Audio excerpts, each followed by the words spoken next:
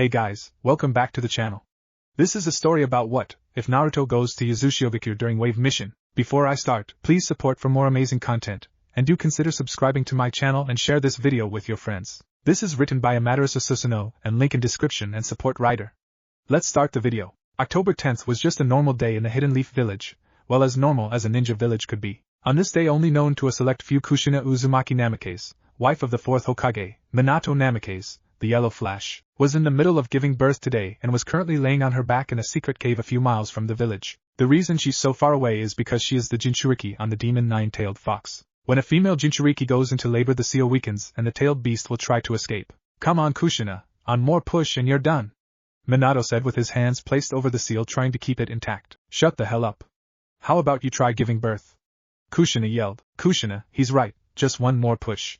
One more push and you'll have all of your babies. A doctor known as Biwako Sarutobi said. I can't do it. I can't do it. Kushina said. You can do it Kushina. Come on, just one more push. A blonde lady with a huge chest said.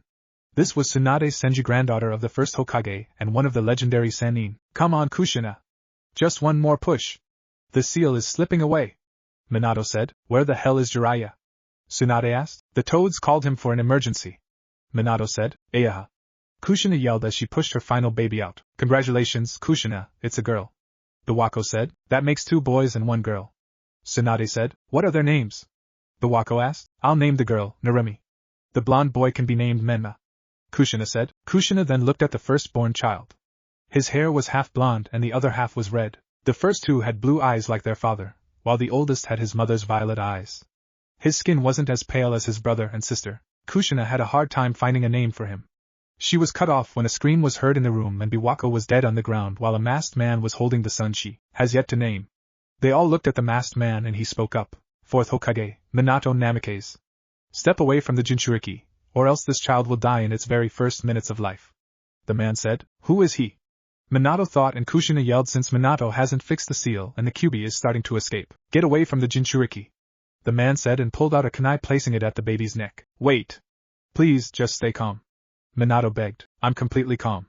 The man said. He ducked out of the way from a punch by Tsunade and then kicked her away. He tossed the baby in the air and Minato reacted quickly, grabbed the baby and noticed the paper bombs on the blanket the baby was wrapped in. He tossed the blanket aside and rushed out of the cave as it exploded. Tsunade appeared by his side holding Narumi and Menma with a sad look on her face. He took her before I could grab her. Tsunade said. I know. He's after the Kyuubi. Damn it. The toads knew we needed Jiraiya here today with her giving birth to help hold the seal. Minato said. Let's get the kids to safety and then find Kushina. Tsunade said. Minato teleported them to another safe house he owned and placed all 3 babies in a crib. Tsunade noticed Menma and Narumi would inch away from their brother, but he didn't seem bothered by it. While Narumi and Menma were crying, he was silent and sleeping. She looked up and noticed Minato had changed into his shinobi clothes and threw on his Hokage robe. I'll bring Kushina back here. She might be able to survive having the 9 tails ripped out of her, but it's going to be close. I want you to heal her as best as you can and keep an eye on her vitals. Minato said. He teleported away and was back instantly with Kushina who was breathing heavily. He placed her on the bed and Tsunade quickly got to work on bringing her back to a stable condition. Minato was about to leave when Kushina spoke up to him. Minato, he's going to attack the village. Kushina said through labored breaths. I know. I'm going to stop him and the 9 tails. Our babies are safe. I'll be back. Minato said and disappeared. Tsunade continued to check on Kushina for a while, and eventually she was able to stabilize her, and hit her to the point where she only needed some rest. Tsunade was surprised that Kushina would actually survive since having a tailed beast removed from you is almost a sure thing to kill you. Kushina wanted nothing more than to sleep, but Narumi and Menma kept crying and she had to feed them. Their brother would whimper every once in a while as he was hungry as well, but every time Tsunade brought Naruto close to Kushina, Narumi and Menma would always start crying even louder. I don't think they like their brother, Tsunade said with a small laugh. I'm sure it's nothing. Can you take them so I can feed him? Kushina asked. Sure, I can do that, Tsunade said and they swapped babies making Menma and Narumi cry once again. He's got both of your hair colors. I've never seen anything like it before, Tsunade said. I know. Narumi will have my straight red hair. Menma will have his father's wild and spiky blonde hair. Maybe he'll have a combination of both once he grows older. Kushina said. Have you figured out a name for him yet? Tsunade said. No, I haven't. I hope Minato thought of one because I'm drawing a blank right now. Kushina said as Naruto was finished eating. I'm sure you'll figure something out. I want to know why the toads called Jiraiya away though. None of this would be happening if he were here. The seal would have been fixed with those 2 here quickly.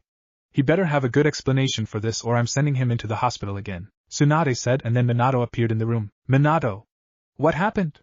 Kushina asked. I managed to fight the guy off. He escaped before I could finish him off.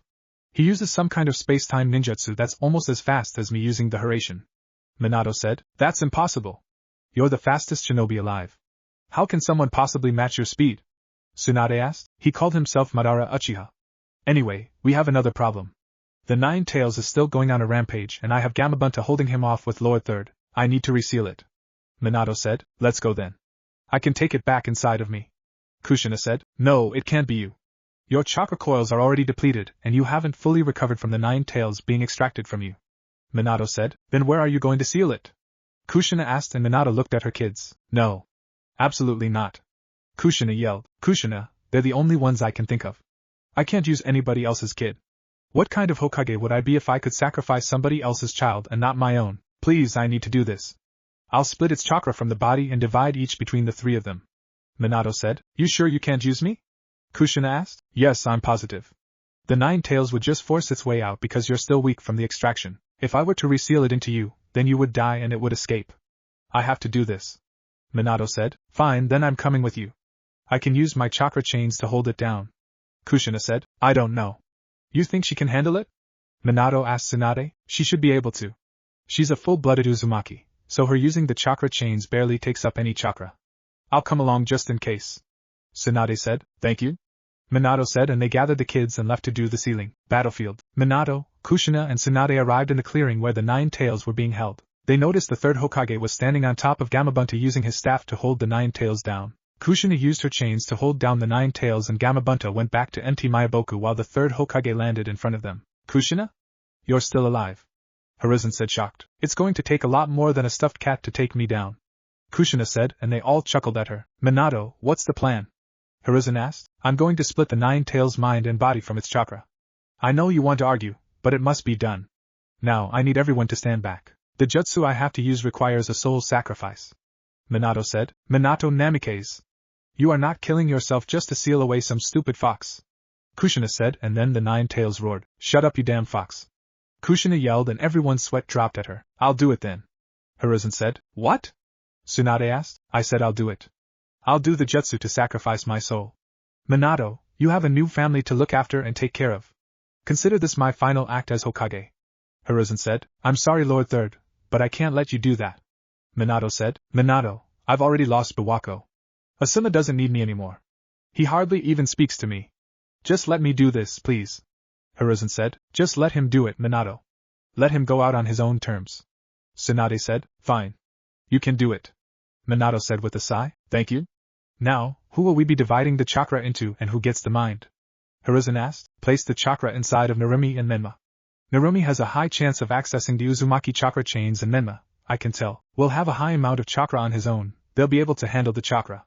Give the mind and soul to the oldest one. Minato said. You still haven't figured out a name for him? Hiruzen asked. No, but we're really thinking and we're also kind of in the middle of something. Kushina said. Right. Minato, protect the village at all costs. Do not let anything happen to it. I'm once again putting my complete faith and trust into you. Hiruzen said. Everyone stepped back and Minato summoned the altar for the three children to be placed on. Once the children were on the altar, Minato went next to his wife and Tsunade. Hiruzen activated the Reaper Death Seal and sealed the chakra into Narumi and Menma, and Tsunade came to take them from the altar. He was about to seal the body inside of the oldest baby, but the Nine Tails lashed out and tried to stab him with its nail. Hiruzen jumped in front of the nail, and was stabbed through his back and used his staff to stop the nail from going any further. The baby looked up at Hiruzen and smiled a bit, making Hiruzen smile a bit himself. You'll be a great ninja someday.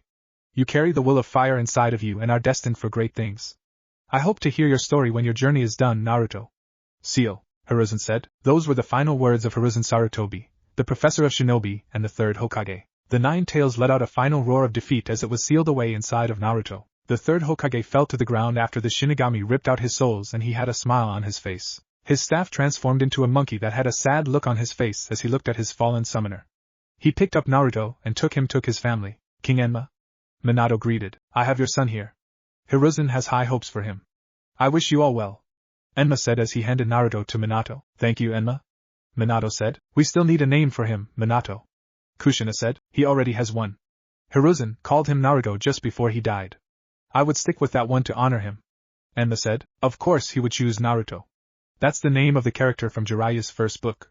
He loved that book almost as much as he loved reading his smut, Jiraiya writes. Tsunade said, and Enma left in a cloud of smoke. Naruto it is then. Do you like that? Your name's Naruto. Yes it is. Kushina said in Naruto's face, and all she got back was a snore making everyone's sweat drop. Come on. We have to grab his body and prepare the funeral for everyone who died, and I have to let the village know what's going on. Minato said, and he gave Naruto to Tsunade and picked up Hiruzen's body. Funeral. After the body viewing was over, Minato stood on top of the Hokage tower with Kushina, Jiraiya and Tsunade. He was ready to give his speech to the people of Konoha. People of Konoha. Tonight was the worst night in the history of the Leaf Village. As you all know, the Nine Tails attacked. We managed to stop it, but it cost us loved ones and friends. Hiruzen Sarutobi was amongst those men who bravely fought and died. He sacrificed his life to seal away the Nine Tails into my children. Minato said, won't the Nine Tails escape? A villager asked, and everyone started to freak out. No. The seal is safe and secure. I've checked it along with my wife Kushina and Master Jiraiya, who are all seal masters. We separated the chakra from its body among my children. Menma and Narumi poses the fox's chakra while Naruto contains the body and mind of the Nine Tails. Tomorrow I want all available ninja and civilians who are able to start helping with the construction to rebuild the village. Tonight I'll give you all time to mourn your losses. Thank you, Minato said and walked away from the podium going into the building. I need to talk to you about something, Minato. Jiraiya said. Sure, what is it? Minato asked. Where the hell have you been? Is a better question. Tsunade said. The toads called me away to talk about a prophecy. Jiraiya said. What did they say? Minato asked. The one with power it wasn't born with shall be the savior of the world. Jiraiya said. What are you saying? Minato asked. I think once Menma and Narumi are old enough, we should start focusing on their training. Jiraiya said. What about Naruto? Kushina asked. He'll have to learn from the academy when they start. Narumi and Menma are the children of prophecy. They both have power they weren't born with due to them possessing the Nine Tails chakra. Jiraiya said. You want us to neglect one of our children? Kushina asked. It's for the best, Kushina. Besides, Naruto will learn at the academy. I'm not the world's best censor, but Naruto's chakra levels aren't as nearly large as Narumi and Menma's, and that's not even counting the Nine Tails chakra. They'll need the extra training anyway. Jiraiya said. I'll think about it. Minato said. Make the right decision. Jiraiya said and left. You seriously aren't thinking about this, are you, Minato? Tsunade asked, holding Naruto. I don't know. We have years before they're ready to start training, so I'm not worried about it. Minato said. Here, let me take Naruto and get the kids home. Kushina said. She reached for Naruto, and then Narumi and Menma would start fussing. She pulled her hands back and they stopped, but once she reached again they would start fussing again. She grabbed Naruto and laid him next to Menma, who started wailing and was hitting Naruto, who just looked unbothered. After Menma was done hitting Naruto, Naruto swung his own hand and hit Menma, making him cry really loud. I guess they'll have a small sibling rivalry. Minato said with a laugh. I guess they will. Kushina said, and they left the Hokage tower to go home. That's a lot more than just a sibling rivalry brewing. If anything, Menma and Narumi will be spoiled brats if their behavior isn't stopped immediately.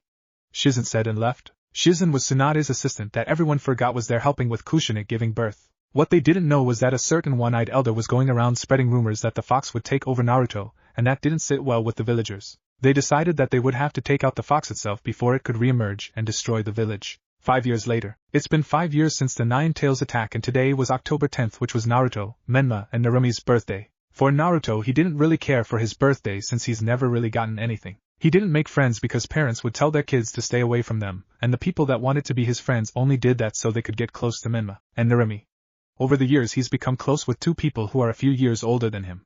Those people are Itachi Uchiha and Shisui Uchiha. Naruto stumbled on them training once and commented on how cool their red eyes were, and how he wished he had some. Right now, Naruto was walking home since he did have a party to get to, even though he didn't want to be there. The main reason was because all of the clan heirs would be there, and all they would do is swoon over Menma and Narumi. Over the years growing up, he knew his brother and sister didn't like him, and had a feeling it's been that way since birth. Whenever they would break something or do something bad, they would blame him, and he would get in trouble. All of a sudden he ducked his head down, and a glass bottle went flying over his head.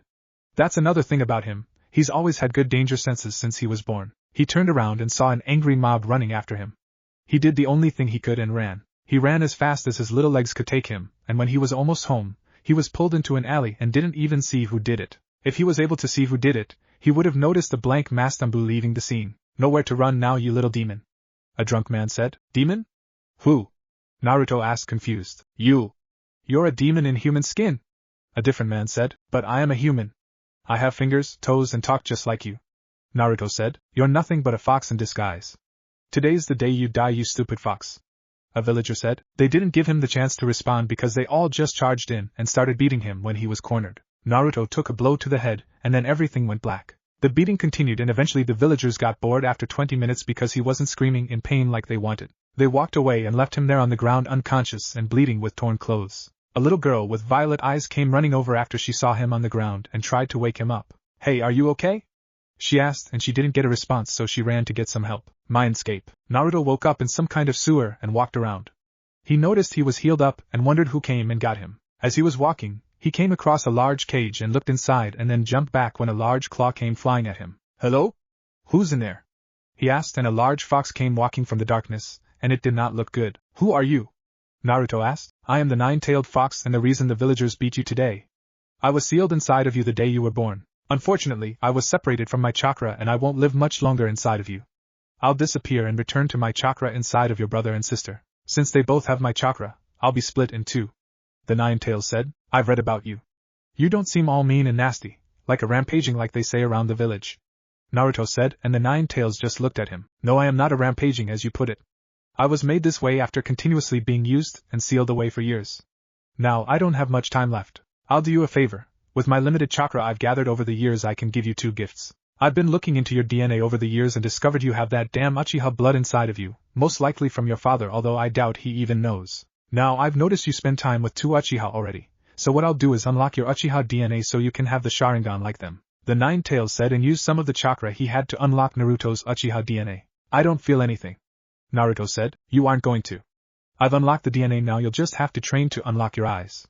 Now, about the Sharingan, I tweaked yours a bit. You'll learn about the 3 stages to mature it from the 2 Uchiha boys who'll most likely train you. What they won't tell you about is the Manjikyu Sharingan. The Manjikyu grants you different powers, but the more you use the Manjikyu you'll become blind. The Nine-Tails said. I'm going to become blind. Naruto exclaimed. Yes, there's no way around that. But like I said, I've tweaked yours a bit. Since nobody in your family has the Sharingan, you can switch eyes with whoever you want to if they already have the Manjikyu Sharingan unlocked. Once you do that, you'll gain the eternal Manjikyu Sharingan, and you'll no longer have to worry about being blind. If I were you, I'd trade eyes with someone who you've become close with. Since I tweaked yours a bit, the closer the bond you share with the person you trade eyes with, the stronger your Manjikyu abilities will be. Also, once you obtain the eternal Manjikyu Sharingan, it would make everything easier for you when using your techniques. Now, the Manjikyu grants you a few abilities such as the Susanoo, the Kamui, Amaterasu, Tsukuyomi, Kodo Amatsukami, as well as the Izanami and Izanaji. The Nine-Tails said. Cool. Naruto exclaimed. Now I'm running out of time, so the last thing I'll give you is a healing power. You'll be able to heal from any wound that isn't fatal. As we speak, your wounds are healing themselves. You have 3 people around you trying to wake you up. This is the last time we speak, so I hope to hear good things about you through your brother and sister. Good luck, Naruto. The Nine-Tails said as it began to disappear. Wait, what's your name?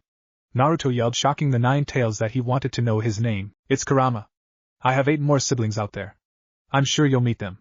I'll have to send word out for them to look out for you. Kurama said and vanished for good. Real world. Hey, wake up.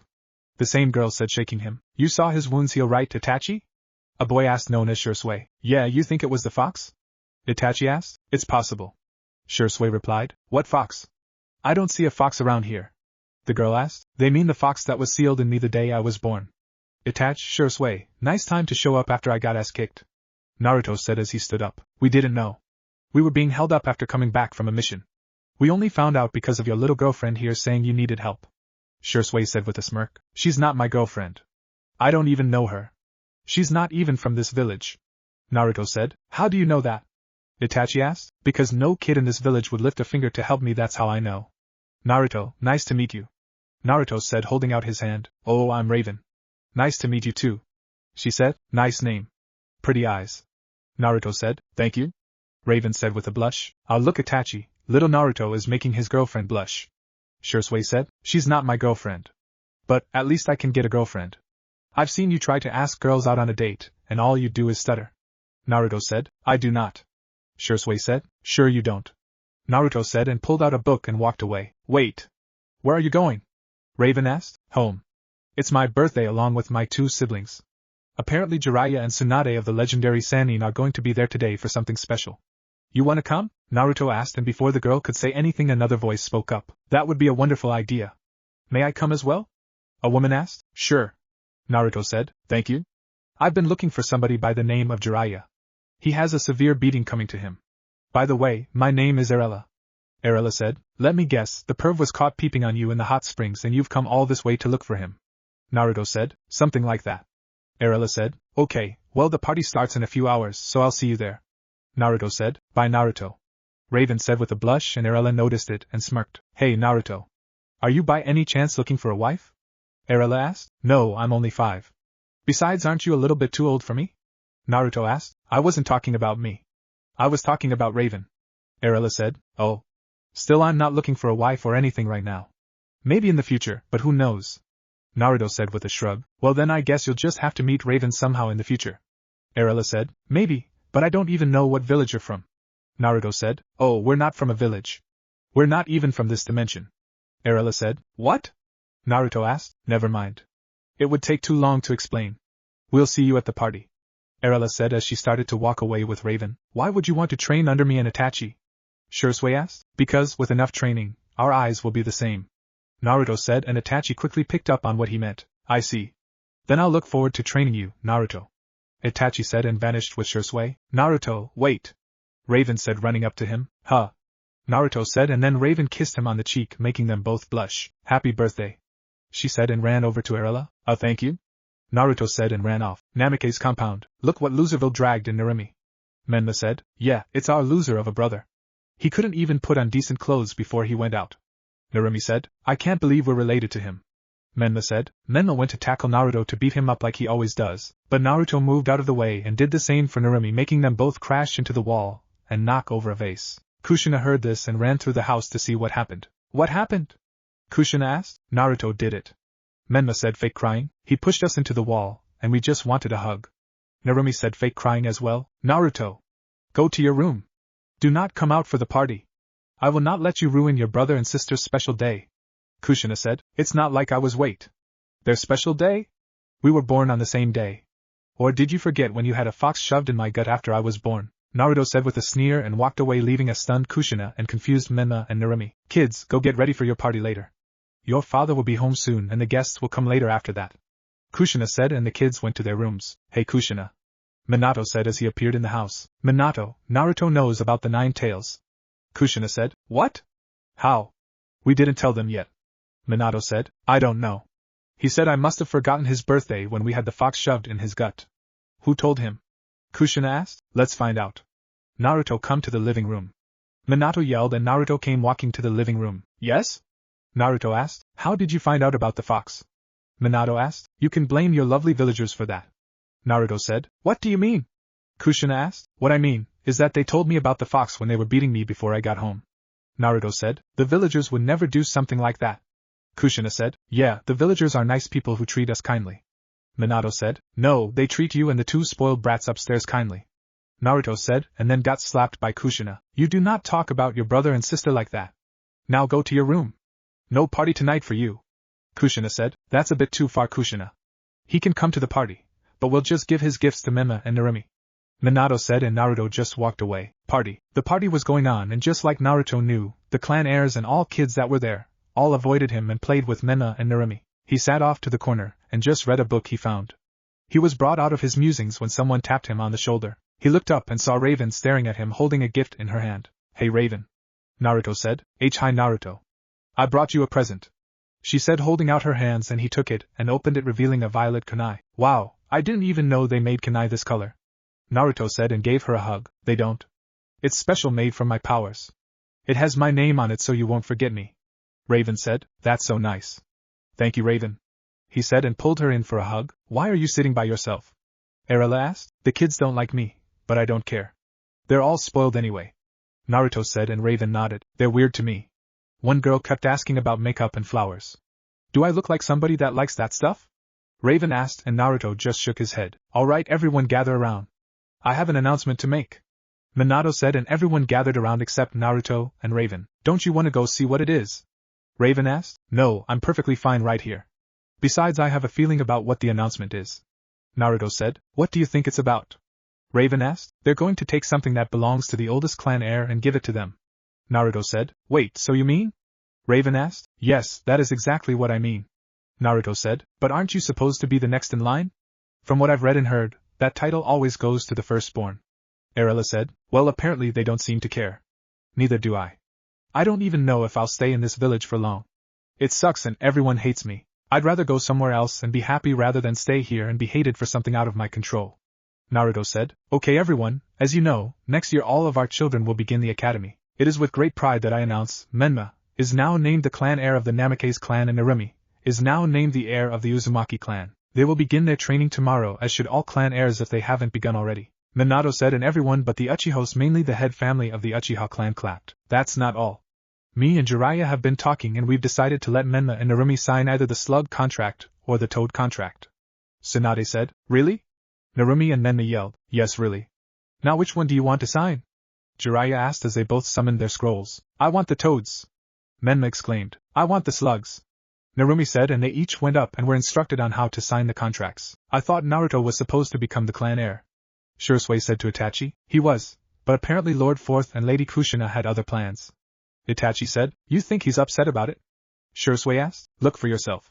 Itachi said, looking at Naruto talking with Raven. I think he already knew this was coming. Shisui said, me too. I do need to talk to him though about what he said in the alley. Itachi said, that can wait, Itachi. Let's just enjoy the party. Shisui said, Jiraiya, may I have a word with you? Arella asked as she walked up to Jiraiya. Do I know you? Jiraiya asked. No. But I was in that hot spring you were peeping on and I don't like perverts. Arella said, please no. Have mercy. We're at a kid's birthday party. You wouldn't want to cause a scene, would you? Jiraiya asked. I suppose you're right. I'm only here because of my daughter Raven. Arella said, pointed at Raven laughing with Naruto. That's your daughter? Seems like Menma has a thing for her. Jiraiya said as Menma went up to Raven to flirt with her, and then got slapped by Raven. Yeah. Looks like she's not interested in him at all. Next time you peep on me I'll kill you before you even notice. Trust me, I can make that happen, Arella said and walked away to get Raven since they had to leave. Minato. Kushina. Jiraiya said. Yes, Jiraiya. Minato said. Have you both decided on their training? Jiraiya asked. Yes. We thought about it, and we've decided to train Menma and Narumi as you've heard. Kushina said. What about Naruto? Jiraiya asked. He's going to have to wait until the academy. Minato said. Good. Now another thing, I know this sounds weird, but we need to keep them happy. So whatever they want we should give it to them, but only if it's reasonable. Jiraiya said. That's doable. Minato said. Dad. I found the girl I want to marry. Menma said. Oh? And who might this girl be? Kushina asked. She's over there. Naruto won't let me talk to her, and then he slapped me. Menma said, pointing to his face. I'll deal with him. Kushina said and walked over to Naruto. Naruto. Why aren't you letting Menma play with your friend? Kushina said. I don't have any friends.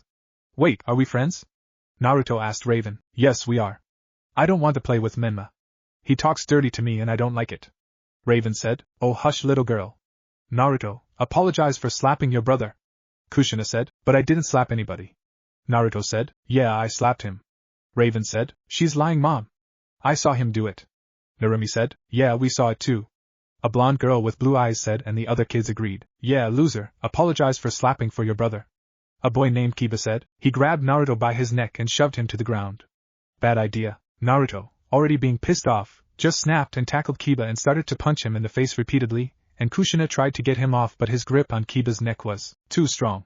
She used her chains to grab his arm that kept hitting Kiba and Naruto resorted to head-butting him instead. Naruto eventually stopped when Raven grabbed his other arm and just looked at him. Everyone around saw this happened and the kids backed off. As far as everyone knew, Naruto was quiet and didn't really speak to anybody. Some of the people forgot he even existed. Soon whispering started to happen and it was all about the fox must be taking over. Kushina heard this and dragged Naruto up to his room and slapped him hard. What the hell is your problem? Stay in this room. You're grounded until the academy starts next year. Kushina yelled and slapped him again. I don't care. It's not like I actually belong in this family anyway. Naruto said and pushed a stunned Kushina out of the room before he slammed and locked the door. Naruto, open this door. Kushina yelled, banging on the door. Naruto didn't answer, he just sat in his room on the bed. Compared to everyone else's room, his room looked miserable. He barely had anything in his room except a bed, a dresser and an old desk off to the corner. He thought about moving up in the attic, but he would need help moving his stuff. He was cut off by a knock on the door. He opened the door and saw Mikoto Uchiha standing at his door with Itachi. Yes? Naruto asked. We just wanted to come check on you, Naruto. Mikoto said. That and I have a question. Itachi said. What's up?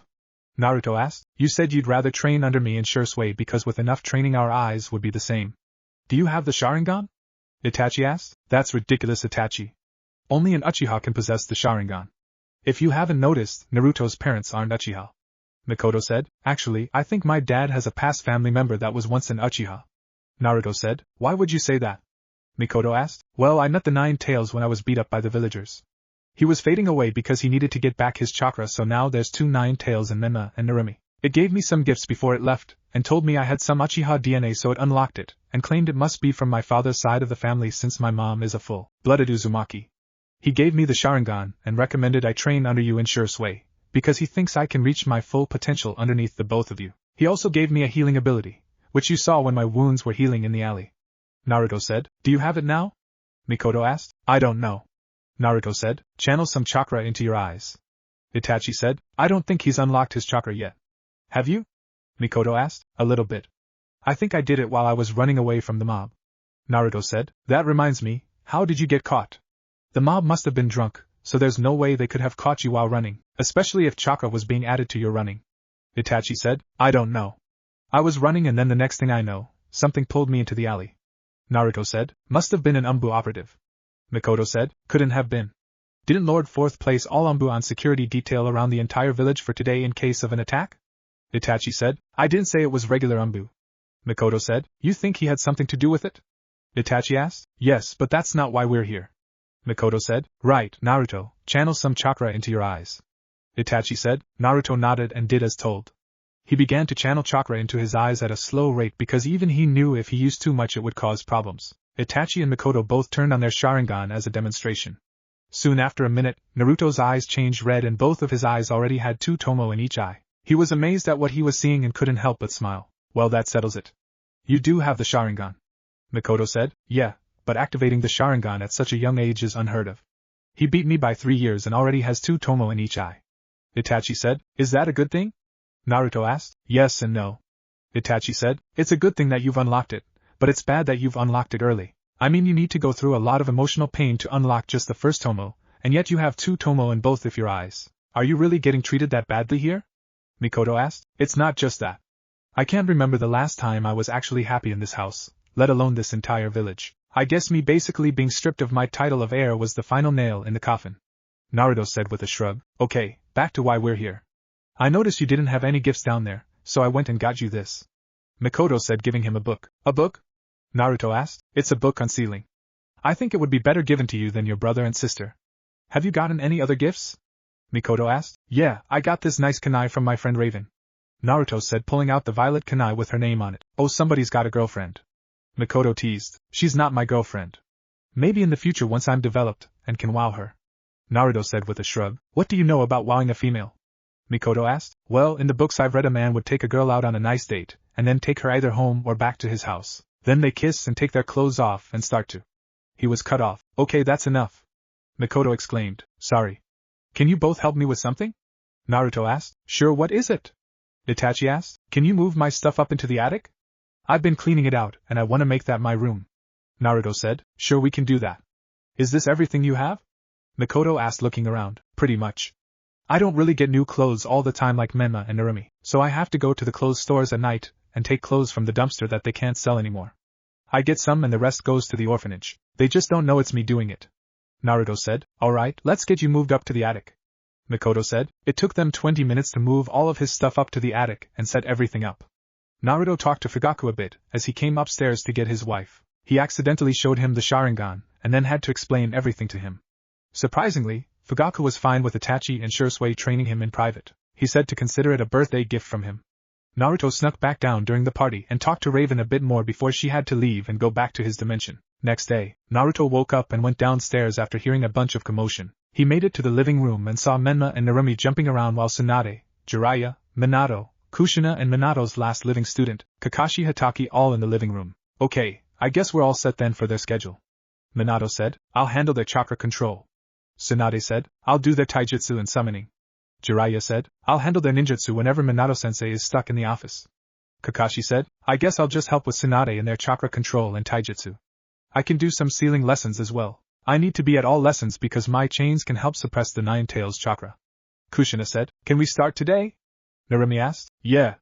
Let's start right now. Menma said. I guess we can start today.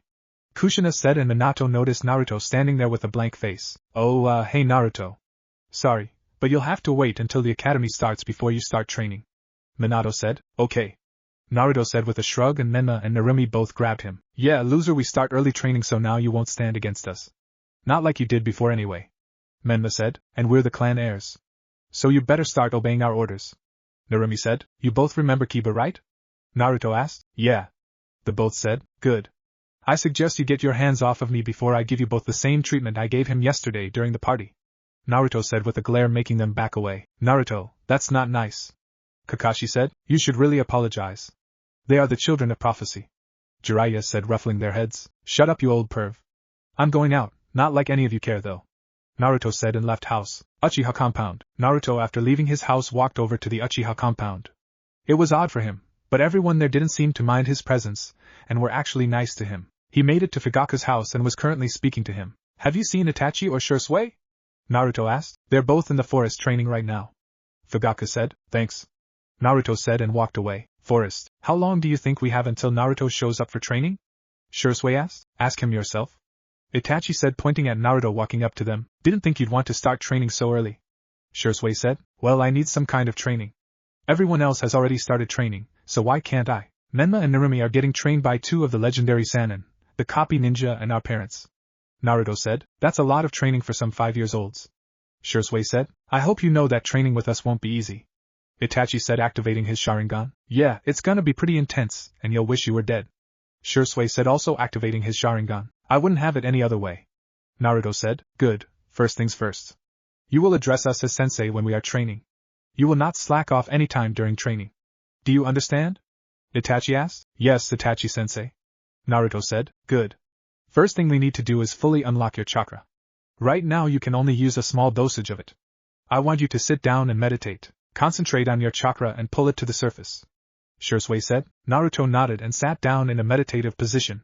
He focused on his chakra, and since he knew how it felt already, he didn't have any trouble finding it. He grasped it and pulled it to the surface. Itachi and Shisui were a bit surprised that he had as much chakra as he did for his age. He has as much chakra as a Midchunin, and he's only 5.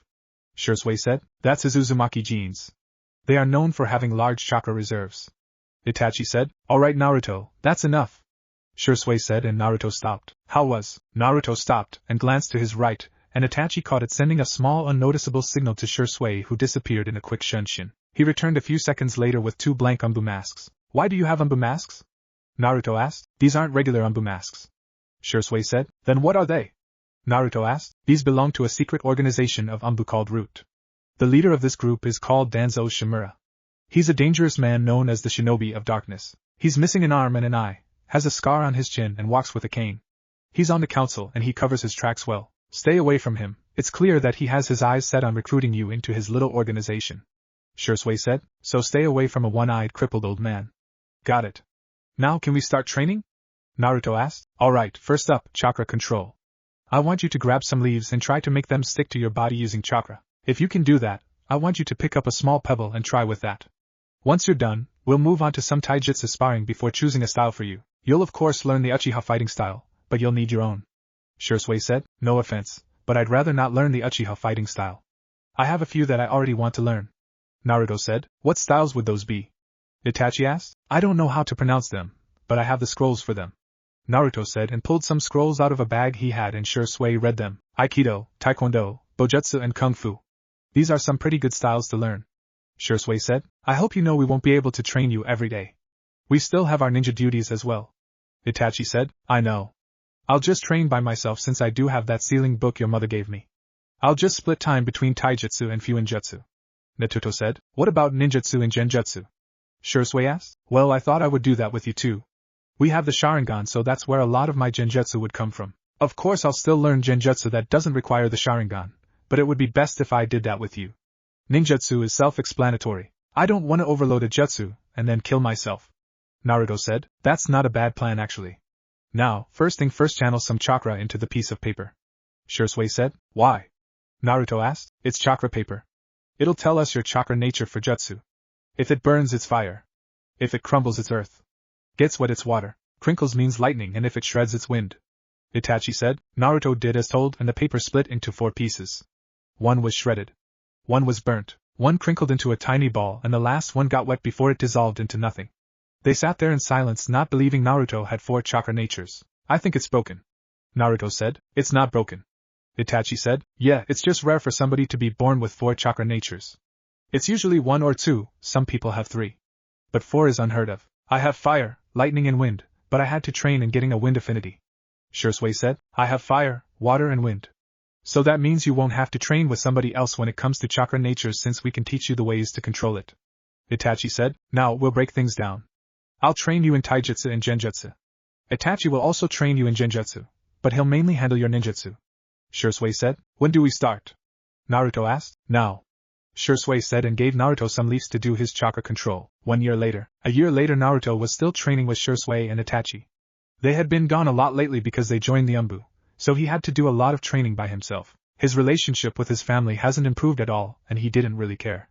Menma and Narumi became even more bratty and arrogant. The other clan kids were the same towards him, so he stayed away from them. He was only close with one person other than Shisui and Itachi, that was Tsunade's apprentice, Shizen. Shizen would sometimes help him with his chakra control since his reserves grew up to a high genin, or low chunin. She was amazed that he had such good control since his chakra was extremely dense like all Uzumaki, and his reserves constantly grew. She helped him with his basic jutsus for the academy, but he kept his skills and their training secret. During the past year, he became better at using his Sharingan and was getting used to using it and the abilities that came with it. He still needed to work on his body because although he could see things in slow motion, his body just couldn't react fast enough. Shisui and Itachi both believed that if they were able to work with him consistently more, that he would have matured it by now. He also discovered he could use the Uzumaki chakra chains one day during a spar with Shisui.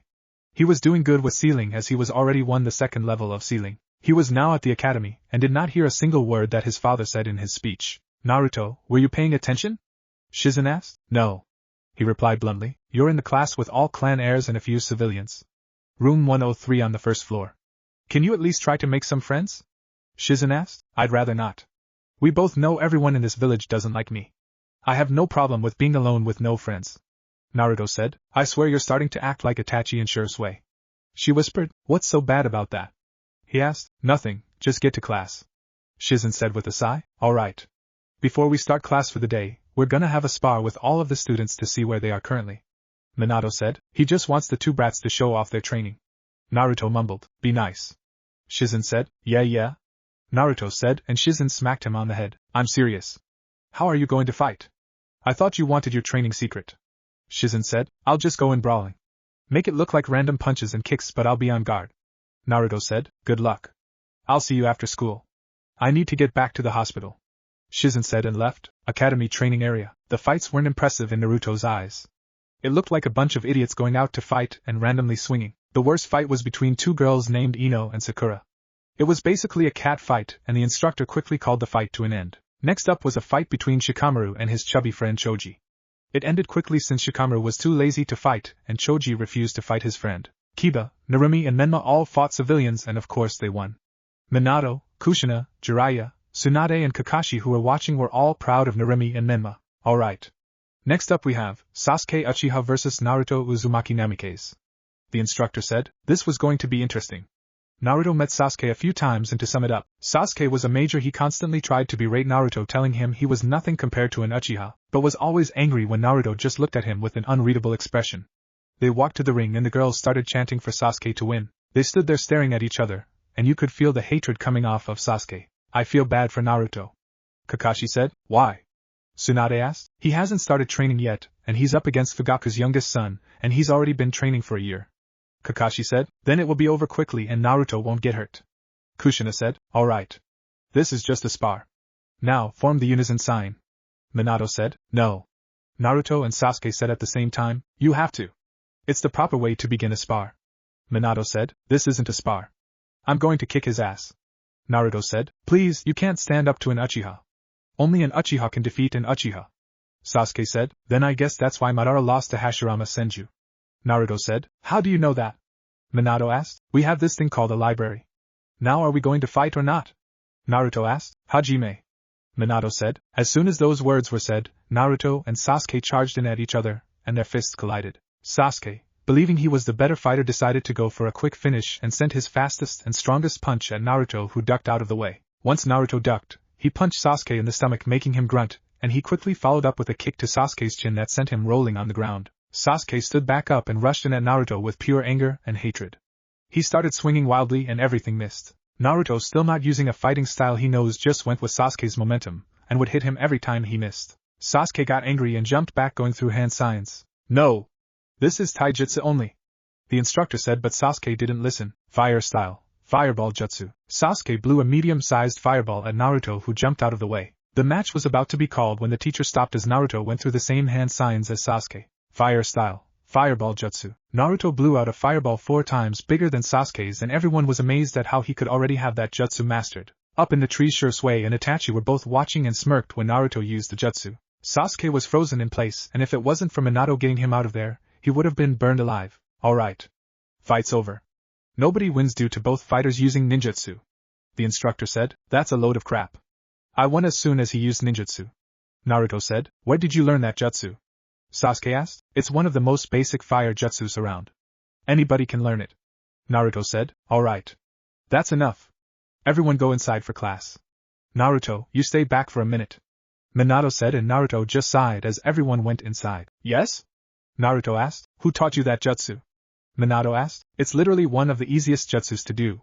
I've seen almost every ninja in this village use it," Naruto said. "Don't get smart." Kushina said. "Whatever. Can I go now?"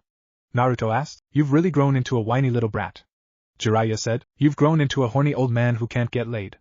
I bet the last time you even had sex was when you were with Tsunade the day you created him," Naruto said, pointing at Minato. "How did you know that?" Kushina asked. "What? The fact that he can't get laid despite bragging about it. Or the fact that they're his parents?"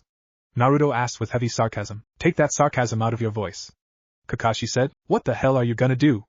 Go read your porn and cry over your friend's grave, failure," Naruto said. "Naruto," Kushina said. "What?" Naruto asked. "How did you know we're his parents?" Tsunade asked. "It's not hard to figure out. I've heard him call you mom quite a few times. I'm sure everyone in the village knows this by now," Naruto said. "Still, who's training you?" Minato asked. "It's not none of you. I'm not telling you," Naruto said. "I order you to tell me who's teaching you." Minato said. "Sorry, but that only works on ninjas. I'm still a civilian." Naruto said. "I'm your father, now tell me who's training you." Minato said. "My father? This is the first time you all have spoken to me since I was 3. It's always been Menma this Narumi that, until I got in trouble at that party last year, none of you have said a word to me. You two are the worst parents in this village," Naruto said, and walked away, leaving them stunned. "Forest, think we should talk to him about his attitude towards them?" Shisui asked. "We're not his babysitters or counselor," Itachi said. "I guess you're right. Come on, we still need to continue our mission." "Think they'll actually go through with it?" Shisui said. "If things don't get any better, then I have no reason to believe that they wouldn't." Itachi said. "We need to stop it. I think Danzo's going to leak this information to an outside enemy."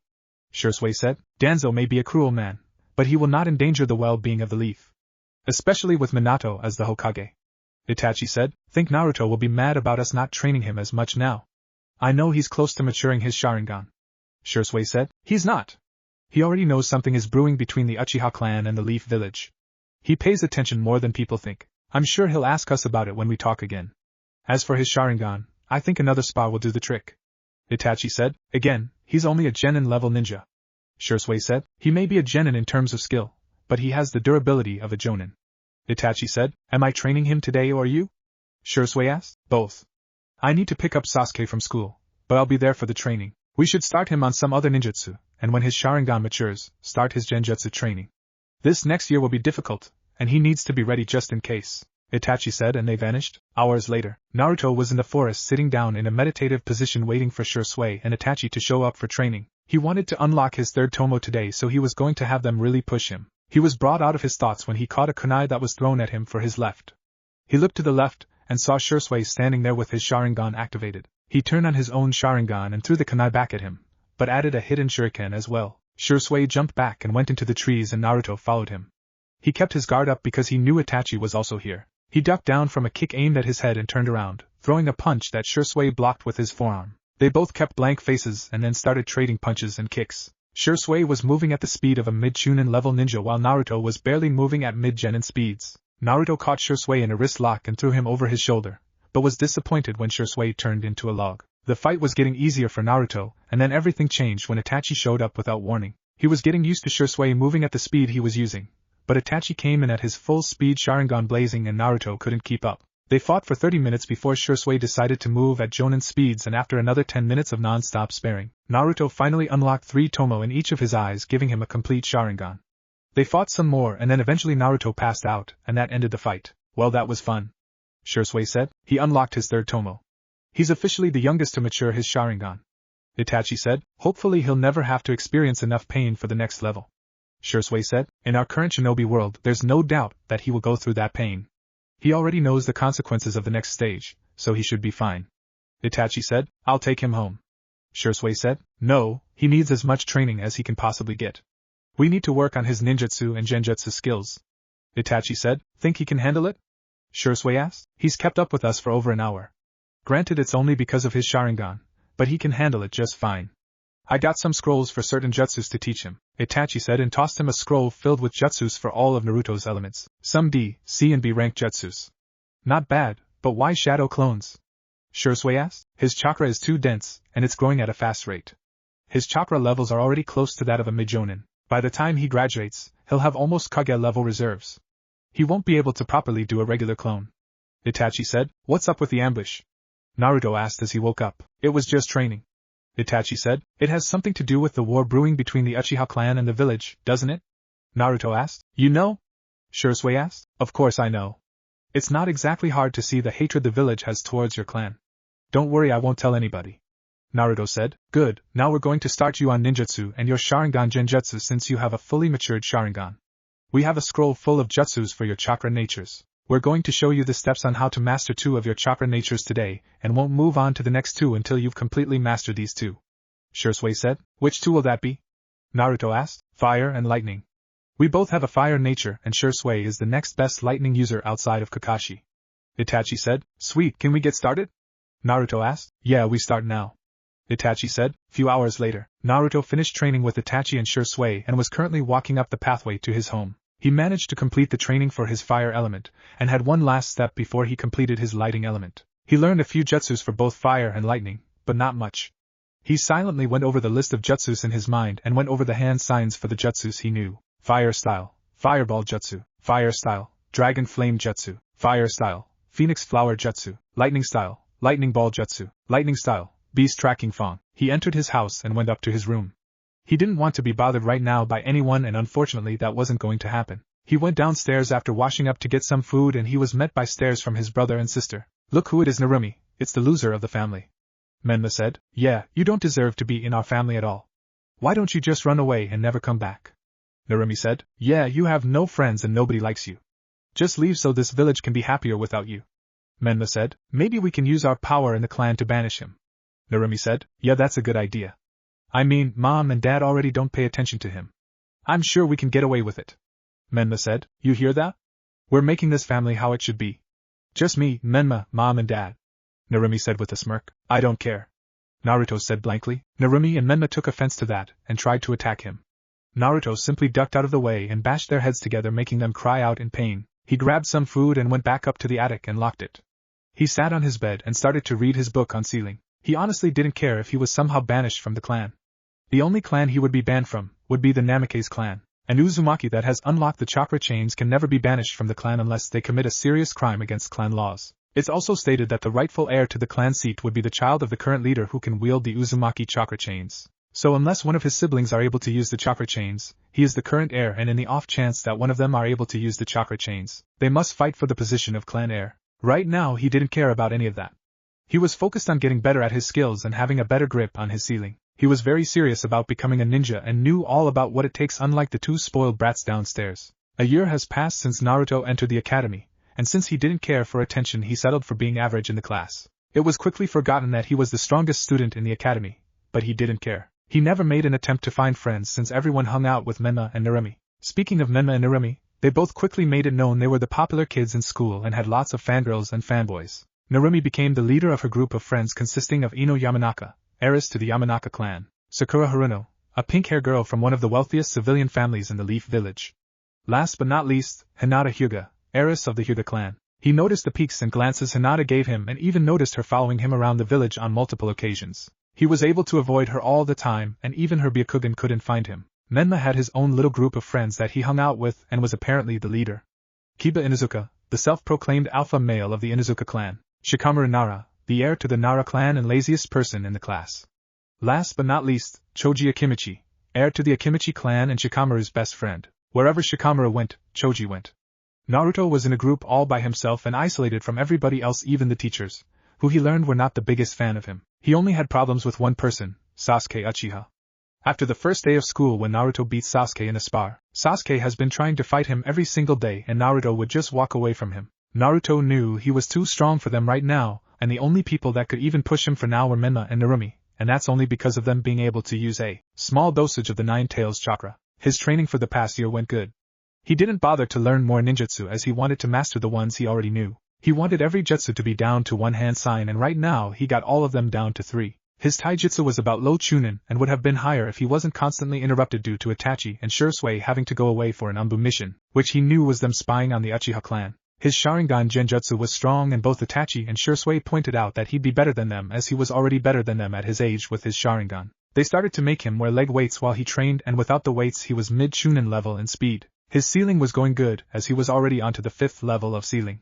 He figured being an Uzumaki that the ceiling would come easy to him. The relationship with his family hasn't gotten any better. In fact, if you asked him, he'd say that it's gotten worse. Menma and Narumi became even more bratty and spoiled if that was even possible and he didn't bother to interact with them. They always managed to bother him and the same reaction kept happening. They would mess with him and he would simply bash their heads together and walk away leaving them crying. Of course everyone came to their side and coddled them like they were newborn babies. He and Shizen were still close and she even tried to teach him some medical ninjutsu. But due to the density of his chakra he couldn't learn much so all she really taught him was the mystic palm jutsu, and showed him how to properly bandage a wound and set a broken bone before putting on the cast or wrapping it up. He was grateful for that because he never knew when it would be needed, and it's best to have that on hand. Right now he was currently finishing up his own training since Shisui and Itachi were called away for a mission today. He worked on his taijutsu and sealing all day and was sore. He was thankful for the healing ability the Nine Tails had given him before going back to its chakra. He felt Shisui nearby and he was with Umbu level ninja and one more chakra that didn't feel regular. He felt Shisui's chakra spike and rushed over to help as best as he could. When he made it to the area, he noticed an old man with a cane known as Danzo go for his eyes. He knew all about Shisui's Manjikyu and the ultimate genjutsu he had, so it was pretty obvious what Danzo wanted from him. Naruto did the only thing he could think of. He overloaded a wind jutsu that he knew and gave a little assistance to Shisui. Wind style. Great breakthrough. The jutsu had so much chakra in it that it destroyed the ground as well and it blew Danzo away as his fingers were centimeters away from grabbing Shisui's eye. Naruto quickly hid and gave Shisui some time to take out some of the Anbu surrounding him. Take him out. I want that eye. Find whoever did this and kill whoever it is, Danzo said before quickly fleeing the area. Shisui knew it was Naruto who saved him, but knew this would be his last night. He activated his Sharingan and then started to fight all of the Anbu while being extra cautious of them reaching for his eyes. Naruto would help out where he could by throwing random kunai and shuriken to distract the Anbu. The fight lasted for almost 30 minutes and before Naruto could help he was out of kunai and shuriken. He looked up and Shisui was being surrounded by the remaining 10 Anbu. Before Naruto could leave his hiding spot, Shisui activated his Manjikyu Sharingan, and then he was surrounded by a large green ethereal warrior. Naruto was amazed by this and then witnessed Shisui take out the remaining Anbu. The warrior he was surrounded by started shooting off some kind of needles and the rest of the Anbu were taken out. Shisui deactivated his Manjikyu Sharingan and his Susanoo went away.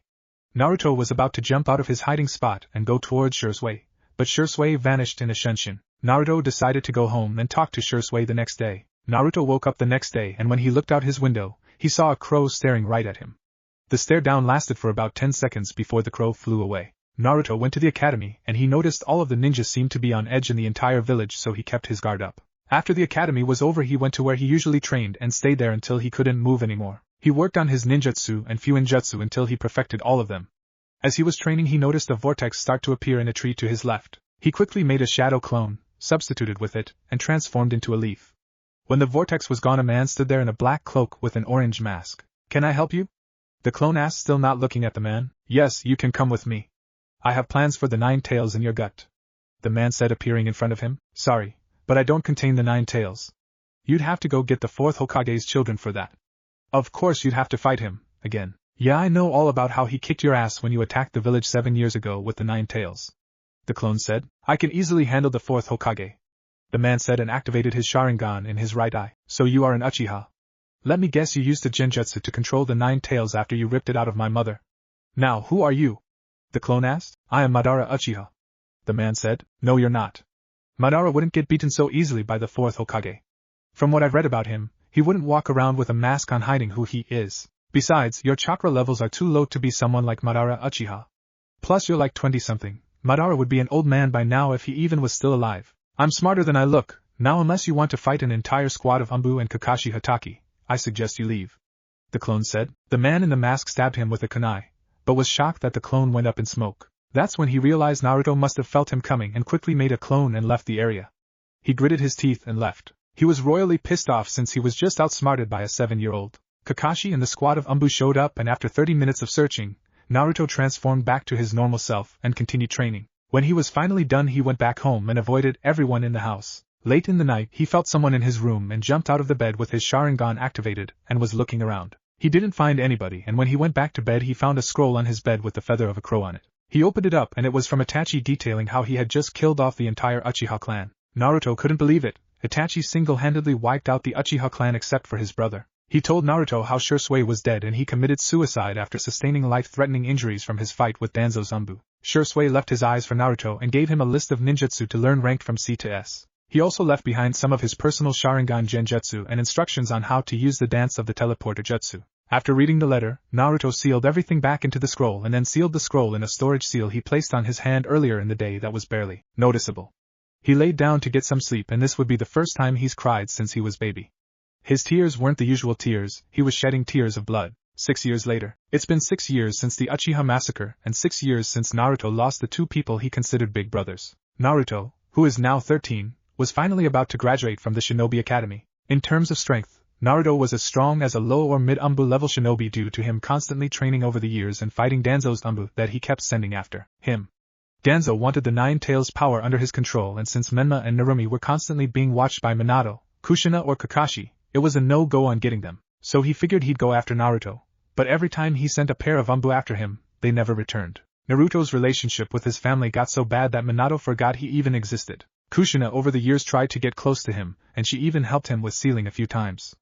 Naruto cared for his mother but he still didn't like everyone else. Menma and Narumi were the golden heroes of the village so they thought they were better than everybody. They were strong for their age, but they would need 2 or 3 tails of 9 tails chakra in order to match Naruto's strength. They constantly messed with him, but he would ignore them and keep going on with whatever he was doing. Right now, he was waiting for his turn to get his headband and officially become a ninja. The door opened revealing the instructor that they have had since they started the academy 6 years ago. He was a chunin named Irika Yumino. He wore his hair in a ponytail, wore the standard chunin uniform and had a scar over his nose. At first he didn't like Naruto, but then had a change of heart last year and even tried to befriend Naruto. But in Naruto's eye, it was too late to try and become friends with him. Naruto, you're up, Irika said. Naruto followed him to the exam room and came face to face with Minato, Jiraiya and the other chunin instructor, Mizuki. The looks on Minato and Jiraiya's faces was priceless. They looked like they had seen a ghost when Naruto walked into the room. Minato had a look of regret on his face when Naruto looked at him and Jiraiya quickly got over his shock and tried to stare at Naruto with a blank yet cold look to try and intimidate him. Naruto, however, trained with Itachi so he managed to keep a stoic look on his face and was completely unbothered. If this little staring contest is over, can we get this over with? Naruto asked calmly. Yeah? You have to perform the basic 3 academy jutsus, and then 2 other jutsus you've learned on your own. I can pass you on the 2 extra jutsus if you'd like. Minato said. I don't need special treatment to pass. Naruto said. Then perform the jutsus. Your brother and sister are next, kid. We don't have all day. Jiraiya said. Shut up, lonely old man. Naruto said. He went on to do the substitution jutsu, shadow clone jutsu and transformation jutsu. For his final 2 jutsus, he decided to do a couple of B-rank fire jutsus. Fire style, dragon flame bomb. He breathed fire from his mouth and manipulated the flames into the shape of a dragon and divided them to strike the target from the left, right, and front all at once. He stopped the jutsu before it could cause any damage and then went to his next jutsu. Fire style, majestic destroyer flame. He expelled flames from his mouth and shaped it into a literal sea of flames and covered a wide range as well. He cancelled that jutsu and just looked at them. Where did you learn those? Minato asked. None of your business. Give me my headband. Naruto said. Answer your father. Jiraiya said. Shut up, you're annoying. No wonder Tsunade left the village a few years ago. Naruto said. He walked up to Irika and took the headband out of his hand and left the room. He had an hour before teams were selected since he was the last person to get chosen for the exam. He was laying with his head down when somebody jumped on the desk in front of him. He looked up and saw Kiba staring him down. "Can I help you?" Naruto asked. "You think you're so tough. I bet I can beat you." Kiba said. "Do not come at me with such a lie that would make you look even more foolish than you already do. Get out of my face." Naruto said. "Let him be Kiba. We still have team assignments, and I've heard that most genin teams spar often. We can just kick his ass during one of those." Narumi said. "Besides, it's clear he isn't that strong. He always chickens out during the spars at the academy. He's probably the weakest genin this year." Menma said. "Foolish little boy. Do not speak on what you do not know or understand," Naruto said, and Sasuke's eyes went wide hearing those words, and before he could say anything Irika came back in. "All right, everyone settle down. I have the list of teams for you now, pay attention," Irika said. He went through the first 6 teams and they were mainly civilian kids who didn't really pay attention. Naruto zoned out because of him not getting his name called. He was hoping to be on one of those teams, but he figured that now he would be with a bunch of people he doesn't like. He really didn't want to be in this village anymore, but had no place to go. Alright, Team 7 is a bit odd and will consist of Sakura Haruno, Narumi Uzumaki Namikaze, Sasuke Uchiha, Menma Uzumaki Namikaze and Naruto Uzumaki. Your team will have 2 leaders, Kakashi Hatake and Kushina Uzumaki Namikaze," Irika said. Naruto took off his headband and everyone just looked at him. He took out a kunai and made a slash through the leaf symbol before putting it back on. Everyone was shocked at this because only Rogue Shinobi did that, and that put everyone on guard. "Naruto, why did you do that?" Irika asked. "Because I hate this village and I'm letting it be known that this is how I feel about it." "Don't worry, I'm not betraying the village or anything yet," Naruto said. "You'll become a Rogue Shinobi if you leave," Kakashi said as he and Kushina came into the room. "I can care less about any of that. This village sucks and I have no ties keeping me here. The first time I have a chance to leave I'm doing it," Naruto said. "You'll be hunted down," Kushina said. "Mom, I really don't care. Besides, if I'm hunted down, it would take a borderline Sannin level shinobi to beat me. Once I leave I'm never coming back. Plus, where I plan on going you'll never be able to reach me," Naruto said. "Please, you're weak. I'm the strongest in this class because I'm an Uchiha. Menma would be the second strongest, and you're at the bottom," Sasuke said. "Tell him, Sasuke," Sakura yelled. "You're barely an Uchiha. You don't even have your Sharingan unlocked. You're nothing more than a glorified civilian from the Uchiha clan. If I'm so weak, why haven't my mother and Kakashi noticed that I'm standing behind them and you're all looking at an afterimage?" Naruto said, and both Kushina and Kakashi turned around and Naruto was indeed behind them. "I'll be on the roof for the stupid-ass team meeting," Naruto said and walked out. "Let's go Team 7. Kushina said. "Rooftop. Alright, tell us your names, likes, dislikes and dreams for the future," Kushina said. Can you go first so we know how it's done?" Sakura said. "You just give your damn name, likes, dislikes and dreams. There's nothing difficult about that. You'd think someone who became Kunoichi of the Year would know that," Naruto said. "Naruto, shut up," Sakura yelled. She took a swing at him and missed. His finger twitched, and then all of a sudden Sakura was frozen still and her eyes became cloudy. Nobody knew what happened, and it took Kushina and Kakashi some time to realize she was under a genjutsu. They released the genjutsu and Sakura started to scream and sank to the ground holding her knees to her chest. He put her in a genjutsu with just the twitch of his fingers. Kakashi thought as he stared down Naruto. "What was that?" Narumi asked. "Genjutsu," Kushina replied, "but he didn't use any hand signs." Narumi said. "Alright, let's just get back on track. I'm Kakashi Hatake. My likes and dislikes, I don't feel like telling you. My dreams for the future, never really thought about it," Kakashi said. "Well, I'm Kushina Uzumaki Namikaze. My likes are my family and ramen. I dislike perverts and liars. My dream for the future is to see all of my children happy and make my family whole again," Kushina said and glanced at Naruto. "Sakura, you go next," Kakashi said. "I'm Sakura Haruno. What I like, I mean the person I like, squeal my dream for the future squeal," Sakura said. "What do you dislike?" Kakashi asked. "Naruto," Sakura yelled. "Sasuke, you're next," Kushina said. "My name is Sasuke Uchiha. I hate a lot of things and I don't particularly like anything. What I have is not a dream because I will make it a reality. I'm going to restore my clan and destroy a certain someone," Sasuke said. "Okay. Narumi, you're up next," Kushina said. "I'm Narumi Uzumaki Namikaze. I like ramen and training and sometimes gossip. My dislikes? Well, you can say there's one person in particular that I don't like, and rapists and perverts. My dream is to become the strongest kunoichi in history," Narumi said. "I'm Menma Uzumaki Namikaze.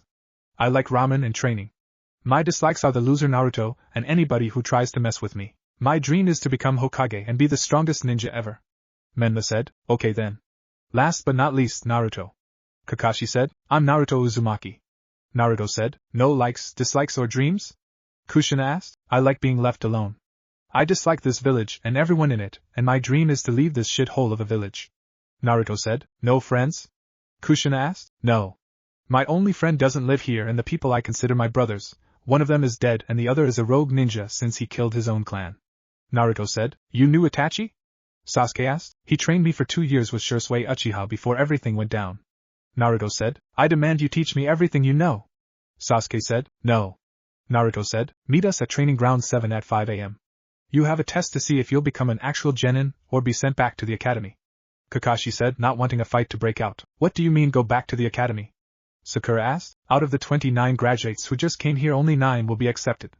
However, since we have an odd amount, 11 will be accepted as genin. The other 18 will be weeded out and sent back to the academy.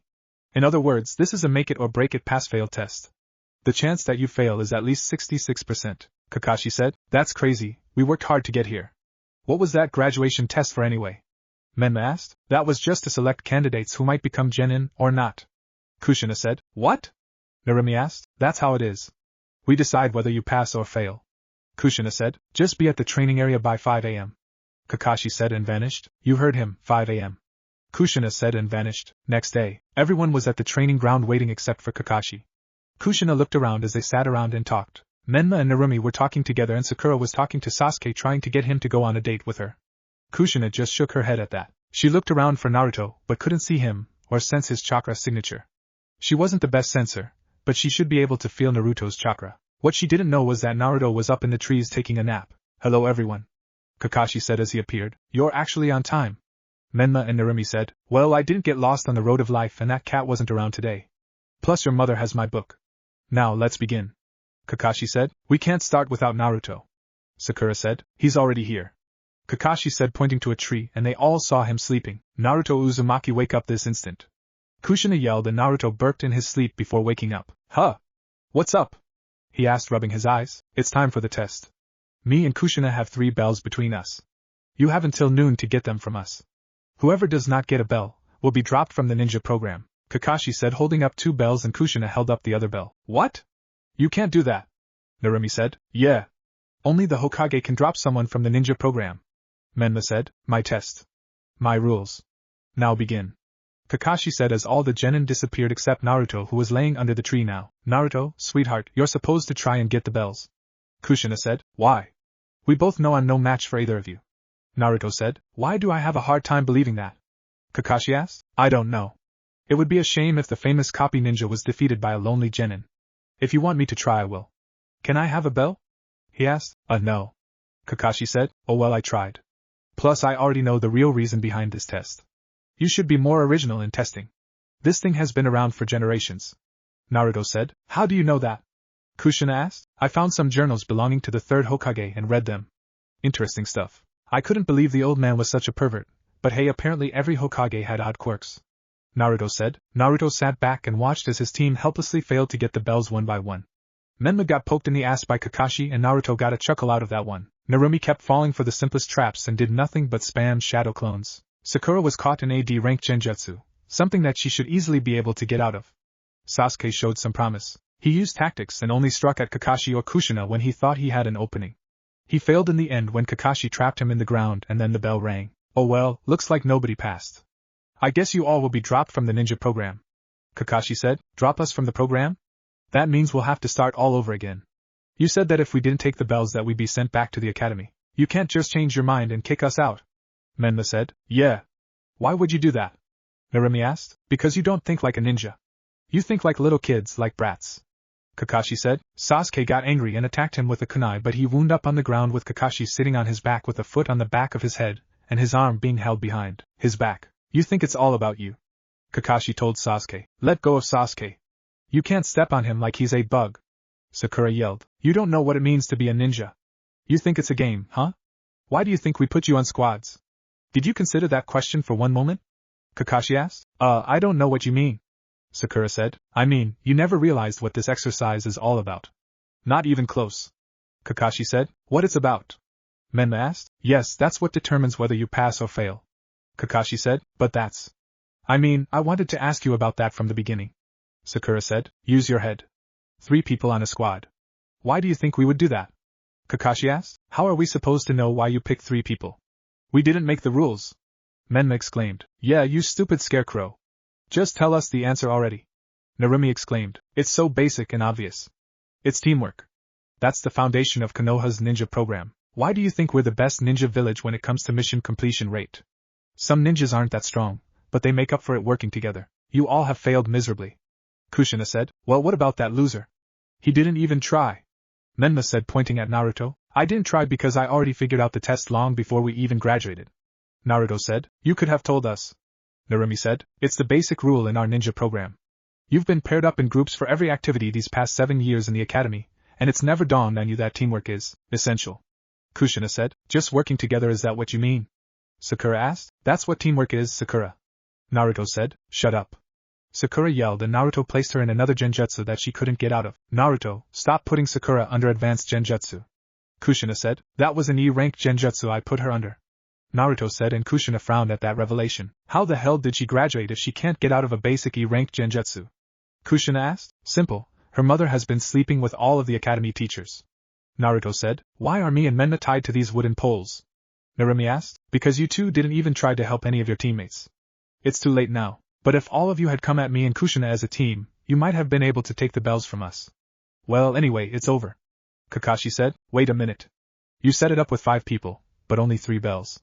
If we worked together and got the bells, only 3 of us could keep them. That would lead to group conflict, and the squad would break up. Sakura said. Exactly. We purposely pitted you against each other. We wanted to see if you could overcome that, and put the squad ahead of yourselves. A genin should have a natural feel for teamwork. But it never even crossed any of your minds except for Naruto. Sakura, you obsessed about Sasuke, who was gone, while Menma was right in front of you and you wouldn't lift a finger to help him. Kakashi said. Menma and Narumi, you both thought just because you're the Hokage's children that you didn't need any help. You both have been rushing into everything, falling for the simplest tricks and traps. You did everything on your own and didn't even consider helping none of your teammates. Kushina said. And you, Sasuke, thought the others were so far beneath you, they were worthless. Arrogance. Kakashi said. Naruto didn't do anything either. Narumi said. He did, you just couldn't see him. He's been using his wind manipulation skills to throw us off and give you all an opening that you never saw because you were all too quick to rush into a fight instead of coming up with a plan of attack and analyzing the situation. Kushina said. Ninja missions are carried out in squads. Of course, you need individual skills, but teamwork is the most essential element. Every shinobi understands this. When individuals put themselves above the squad, this can lead to failure and death. For example, Sakura, kill Menma now or Sasuke dies. Kakashi said, and put a kunai to Sasuke's neck, and everyone but Naruto and Kushina were freaking out. That's what happens on a mission. Kakashi said, and removed the kunai from Sasuke's neck. Oh boy, that was really scary. Sakura said. The enemy takes a hostage, and you've got an impossible choice, and someone ends up dead. Kakashi said. On every mission, your life's on the line. We don't have time for silly little games or people who aren't serious about becoming a ninja. Kushina said. Did you look at this stone, the names engraved on it? They're all ninja who are honored as heroes in our village. Kakashi said. That's it. Now I know. I've decided I'm going to have my name engraved on that stone. I'm not going to live and die for nothing like a dog. On top of becoming Hokage, I'm going to be a hero. A hero! Menma exclaimed. They're a special kind of hero. Kakashi said. Huh? What kind of heroes are they? Come on, tell us. Narumi said. Well? Menma asked. They're all Ki, Kakashi said. Ooh, that sounds real cool. Menma said, and Narumi nodded with him. It means killed in action, dumbass. This stone has the names of all ninja that have died in combat protecting this village or on a mission. You two were trained by 5 of the greatest ninjas from this village, yet you don't even know what this stone is about. Naruto said. Shut up, loser. Menma said. Yeah, shut up. Narumi said. This is a memorial stone. Naruto is right. The names of my closest friends are engraved here. Alright, I'm going to give you one more chance, but I'm going to make it much harder on you. You'll have 3 hours to get a bell. Eat lunch now to build up strength. But Menma and Narumi don't get any. It's your punishment for being tied to the tree stump. If anyone tries to feed them, that person will fail immediately. I make the rules. You follow them. Got it? Here are some bento boxes we had prepared, now eat up. Kakashi said and walked away. Sakura and Sasuke grabbed a bento box and began eating. Naruto simply looked at his bento box and didn't want it. He heard Menma and Narumi's stomach growling and decided to have a little fun with them for all the stuff they put him through growing up. He simply walked up to them and citied the bento in half, placing one side on the ground in front of them. Naruto! What are you doing? We can't feed them, Kakashi said so. Sakura said. I'm not feeding them. Their stomach is growling and they seem hungry. If they want to eat, they can have mine. Of course they'll have to feed themselves since I'm not a babysitter. Now eat up. You'll need your strength, Naruto said with a smirk and walked away to where Kushina and Kakashi were hiding. Is that necessary? Kushina asked. Think of it as payback for everything they put me through growing up, Naruto said, and they saw Sakura offer to help feed them the food. Looks like they pass, Kushina said, and Kakashi disappeared, and then a huge cloud of smoke appeared in front of them. You broke the rules. I hope you're ready for the punishment. Any last words? Kakashi asked and went through hand signs creating a dark cloud. But you said? Menma said as he was shaking. Yes? Kakashi asked. You said that there were 5 of us. That's what you said, and that's why Sakura. Menma stopped talking. We're all on this squad as we're all in it together, Sasuke said. Yeah, that's right. Naruto gave his lunch to them, and we helped feed them because the 5 of us are one, Sakura said. Yeah. What they said? You one-eyed scarecrow, Narumi said. The 5 of you are one. That's your excuse? You pass, Kakashi said with a nice smile. Huh? Sakura and Menma asked. What? Narumi asked. You pass, Kakashi said. What do you mean? How did we pass? Sakura asked. You're the first squad that ever succeeded. The others did exactly what I said and fell into every trap. They couldn't think for themselves. A ninja must see through deception. In the ninja world, those who break the rules are scum. That's true. But those who abandon their friends are worse than scum, Kakashi said. Nice speech. Too bad you missed one important thing, Naruto said. What's that? Kakashi asked. This team is filled with nothing but scum. Sasuke will do anything to get power because he thinks he'll one day become strong enough to beat Itachi. Sakura will betray the team and put us in danger if anything happens to Sasuke. Menma and Narumi are arrogant spoiled brats who hate my guts, and I've already told you all that I'm a flight risk and want out of this village. This team is designed to fail and you both know it, Naruto said. That's not true, Kakashi said. Please, the only reason you wanted this team is because my mom can use her chakra chains to stop Menma and Narumi when they lose control of the Nine Tails chakra. You only wanted to train Sasuke because you see a lot of your younger self in him. Which I might add, isn't a good thing considering your past that I read up on, Naruto said. I think that's enough, Naruto, Kushina said. Sakura was basically a throw-in because the Kunoichi of the Year and Rookie of the Year must be on the same team. I'm only on this team because it's some pathetic attempt by your Hokage to try and get close to me again. The person who should really be on this team is Kiba since he's the dead last. I guarantee Menma, Narumi and Sakura freeze up on our first mission outside of the village, Naruto said. I won't freeze up, Narumi said. Yeah, we were trained by the best for 8 years. Unlike you, we're ready for anything, loser, Menma said. You were trained by the best for 8 years, yet you only possess genin level skills. You should be able to challenge Kakashi right now, but you can't. All you have is shadow clones and 2 of the basic Academy 3. Your trump card is the Nine Tails chakra, which can be suppressed.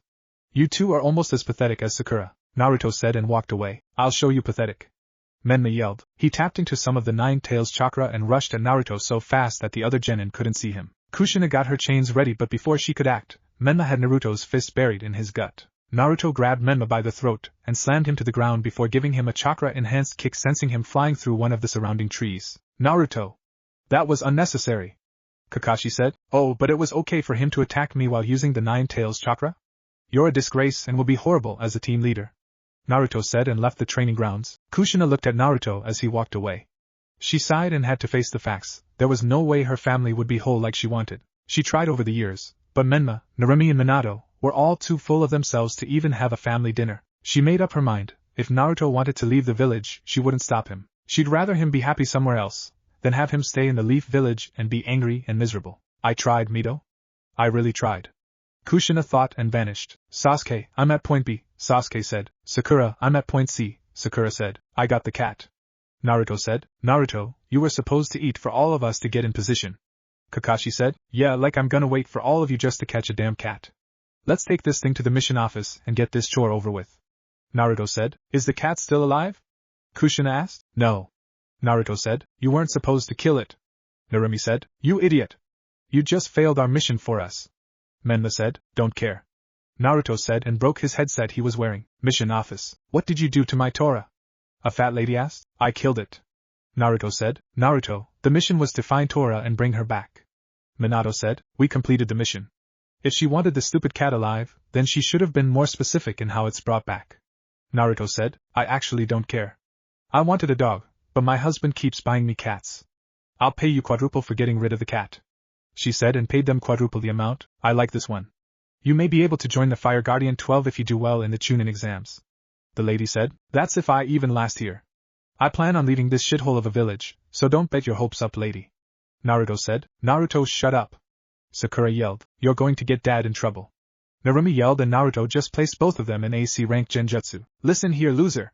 You've got 3 seconds to release my sister and her friend from that genjutsu or else. Menma said. Or else what? Naruto asked. Or else you won't like what I do next. Menma said. Menma started drawing on the 9 tails chakra and Naruto just stared at him with a blank expression. Naruto added more and more chakra into the genjutsu causing Narumi and Sakura to scream out some more and even louder. Menma grew a tail from the 9 tails chakra and charged at Naruto, who just grabbed him by the throat and choked him until he passed out. He dropped Menma to the floor and kicked him over to where he knew Jiraiya was hiding. Control your pet fox before I put him down for good. Tell that pervert hiding that he sucks as a teacher if this is all his students can do. Naruto said. Perhaps we should take AC rank mission. Kakashi said. Are they ready? Minato asked, looking at Naruto. Don't look at me. Look at the rest of this team. Naruto said. They're ready. Maybe this mission will push them all to become better. Kushina said. Send in our visitor. Minato said, and the door opened revealing a drunk old man. What the? A bunch of little snot-nosed kids? The pink-haired girl looks like she'll faint if she broke a nail.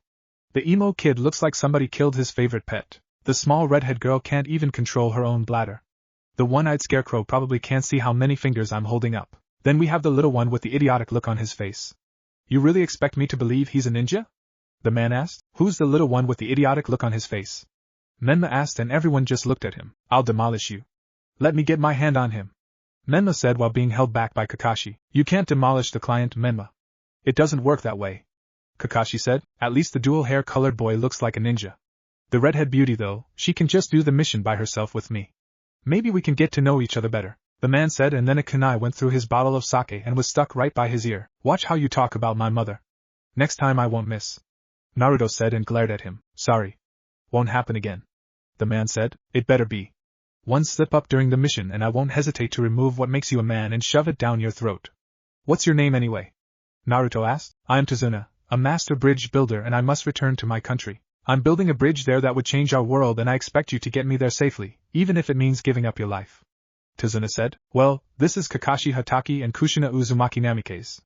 They're the jonin in charge of leading this mission. Sasuke Uchiha, Sakura Haruno, Menma Uzumaki Namikaze, Narumi Uzumaki Namikaze, and Naruto Uzumaki Namikaze.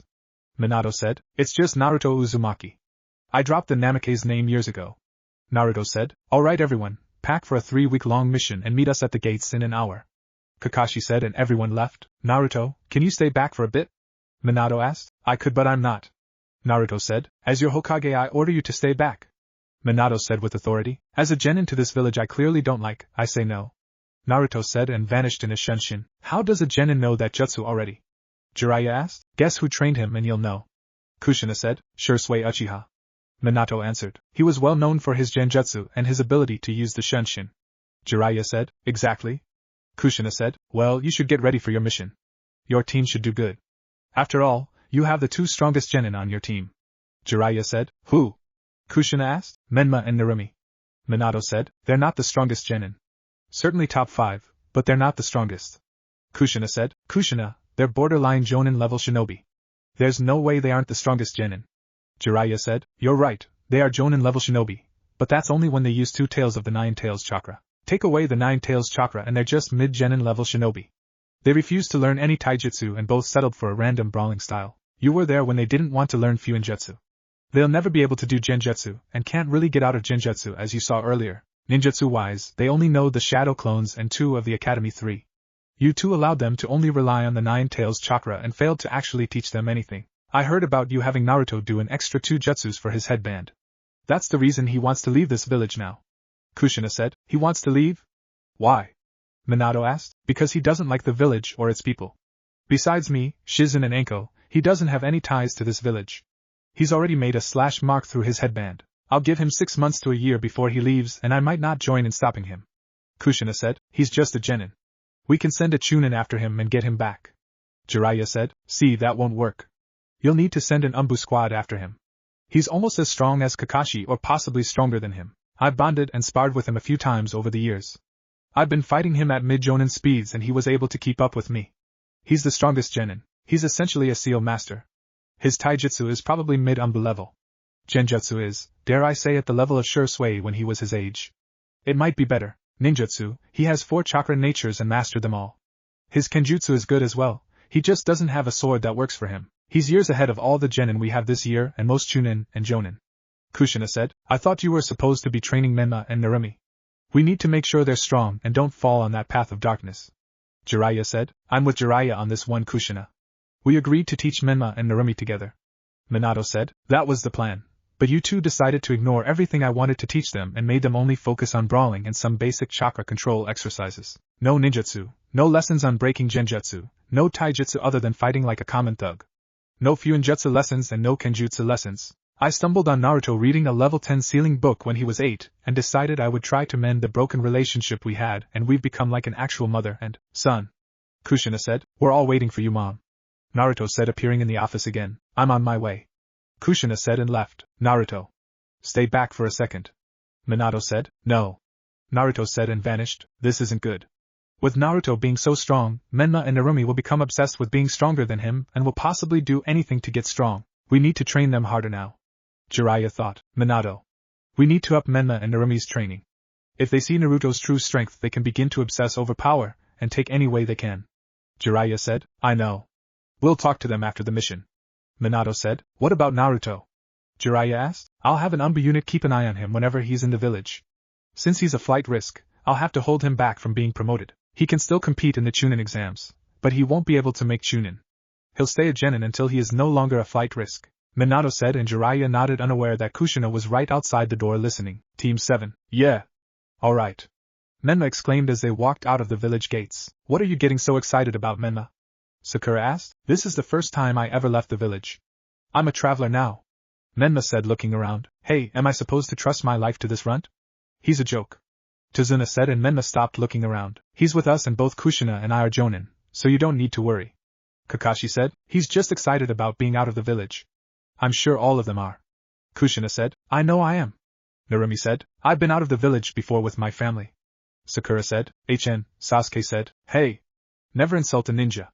It's a big mistake. I'm one of the greatest ninja ever. Someday I'm going to become Hokage and you'll look up to me. My name's Menma Uzumaki Namikaze. Remember it. Menma said, let's just go. Kakashi said, Hokage are powerful and wise. You are puny and brainless. The day you become Hokage, I'll sprout wings and fly. Tazuna said, shut up. I'm willing to do anything to become Hokage, no matter what it takes. When I do, everyone will have to admit that I'm the top ninja, including you. Menma said, you can start by shutting up. A Hokage wouldn't yell at the top of his lungs like a dumbass, and possibly get his team killed. Naruto said and walked away while taking a glance into the trees, something Kushina caught onto. What's the matter? Kushina whispered as she caught up to Naruto. This isn't a C-ranked mission. We're being followed by 2 Chunin-level ninja, and if I had to guess, Tazuna is their target. There's 2 more further ahead. One of them is a low Jonin-level shinobi.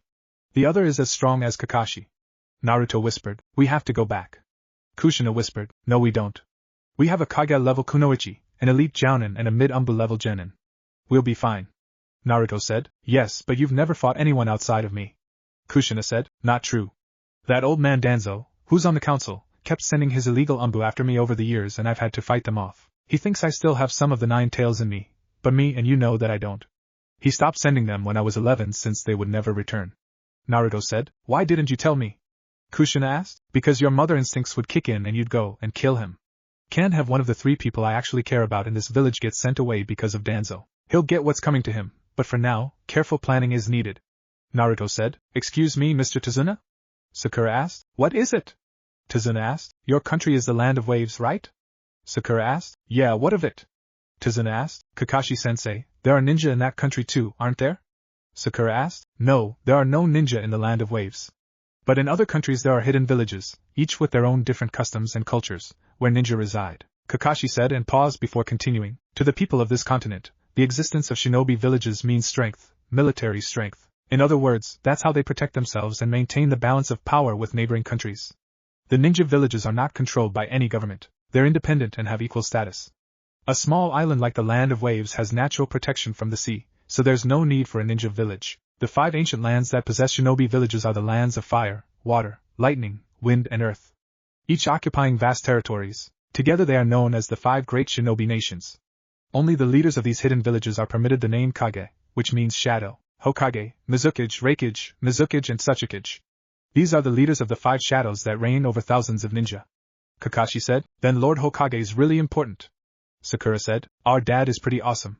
Menma said. Yeah, he's the strongest ninja in the village. Narumi said. He's not the strongest. He hasn't really trained in a decade. I bet Mom could even beat him now if she wanted to. Naruto thought and smirked with a chuckle. Hey! Kakashi said to Naruto. What? Naruto asked. You just doubted Minato-sensei, didn't you? Kakashi asked. Yeah, I did. What are you going to do about it? Naruto asked. He's not going to do anything, but I will. Menma said, pulling out a kunai. Then do something. Naruto said. He was suddenly behind Menma, who froze and dropped his kunai as he felt Naruto holding his own kunai at his throat. The only people who saw him move were Kushina and Kakashi. He's fast. Sakura thought. He's only a genin. How can he move that fast already? Sasuke thought. One move and I'll take you out, Naruto. Narumi thought, getting a kunai ready. Naruto. Stop, that's enough. Kushina said, and Naruto removed his kunai from Menma's neck. Anyway, there are no ninja battles in a C-ranked mission, so you can relax. Kakashi said to Sakura, and we're not going to run into any foreign enemy ninja or anything like that. Sakura said, and Kakashi laughed. Not likely. Kakashi said. They continued walking and passed the puddle on the ground. Sakura, Menma, Narumi, Sasuke and Tazuna thought nothing of the puddle. Naruto, Kakashi and Kushina, however, all knew it was a trap. Kakashi looked at Kushina out of the corner of his eye, and she nodded slightly. Naruto kept his impassive face and acted as if nothing happened. They walked some more, and out of the puddle came two shinobi, and they wrapped some chains around Kakashi and Kushina, who were then ripped to shreds. Menma and Narumi yelled. The two enemy ninja appeared behind Menma and Narumi and went to attack them. Before they could do anything, Sasuke jumped into action and threw a kunai and shuriken, pinning the enemy chain to a tree. Sasuke landed on their gauntlets and pushed them away from the tree until the chains broke. The enemy ninja then ran away from them and straight at Sakura, who was guarding Tazuna. She ran in front of Tazuna with a kunai ready, and Sasuke went in front of her to help. Before they knew what happened, Kakashi and Kushina had both of the ninja in a headlock. Hi.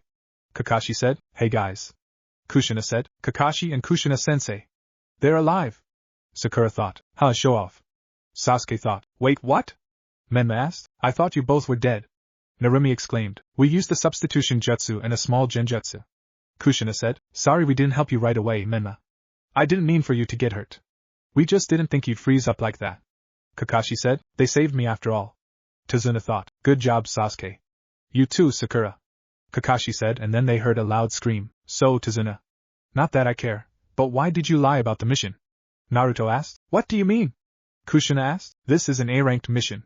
He needs an escort because Gato of Gato's shipping business is bleeding the land of waves bad, and Tazuna is the only hope they have. He's building a bridge and Gato doesn't want that to happen. These two ninja are after Tazuna to kill him, and if they fail, they have two more accomplices up ahead waiting for us. Naruto said. How do you know? Kakashi asked. While you were giving heaps and praise to Sasuke and his fangirl, I was using a genjutsu to torture and interrogate our little buddy over there. Now I don't know about all of you, but I'd like to keep going. I want to fight whoever the shinobi is ahead of us. Naruto said. Well, we can continue, but I'd have to send for backup. Team 8 is the only available team, so they would have to meet up with us. Kushina said, and Naruto groaned. Can it not be Team 8? He asked. What's wrong with Team 8? Kushina asked. Kurenai is fine. I know her through Enko. It's her team that's the problem. Kiba is a horny little boy who thinks he's the best and never knows how to lie down like a good little doggy that he is. Shino has one more time to put one of his bugs on me or I'll kill him in front of everybody, and Hinata is the worst of them all. Naruto said. Hinata is so sweet though. What could be bad about her? Kushina asked. She's a damn stalker. She constantly follows me around that damn village and even uses that Byakugan to try and spy on me. I'd rather die than go on a mission with them. Naruto said. We need the backup though. Kakashi said. They're a tracking team with a jonin instructor who specializes in genjutsu. They won't be much help. I can do genjutsu better than Kurenai, and my sensing ability is way better than their entire team. I can feel people over 20 miles away in all directions without even trying, and I can even tell their emotions. We have a Kage-level ninja, an elite jonin-level ninja who should honestly be a Kage-level shinobi by now, but decided to slack off, and then we have me who can take on an Anbu head-on. We're fine. Naruto said. Well, what do you all think? Kakashi asked. I'm going. I don't want my first mission out of the village to go on my record as a failure. Menma said. He's right. I say we go on. Sasuke said. Yeah. We're the Hokage's children, we can handle this. Narumi said. I am in as well. Sakura said, not wanting to disappoint Sasuke. Well, let's go then. Kushina said. They kept walking, and throughout the trip, Sakura was constantly asking Sasuke out on a date. Menma and Narumi were busy arguing over who's stronger between the two, and Naruto was hanging back, keeping aware of his surroundings. They made it to a boat, and were carried across the water, taking them to the other side. This fog's so thick you can't see anything. Sakura said. The bridge isn't far now. Our destination's just ahead, the land of waves.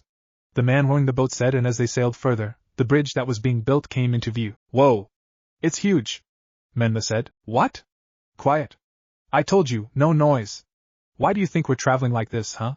Cutting off the engine and rowing, moving through the dense fog so they don't see us. The man whispered harshly, making Menma cover his mouth. Naruto, what genjutsu did you use back there? Kushina asked. I can't tell you right now. Naruto said. Why not? Kushina asked. Because it has to do with a secret I haven't told anybody. Naruto said. You do know I can force you to tell us. We are your Jonin instructors after all. Kakashi said. You do realize I can create a seal in less than a second and kill all of us, right?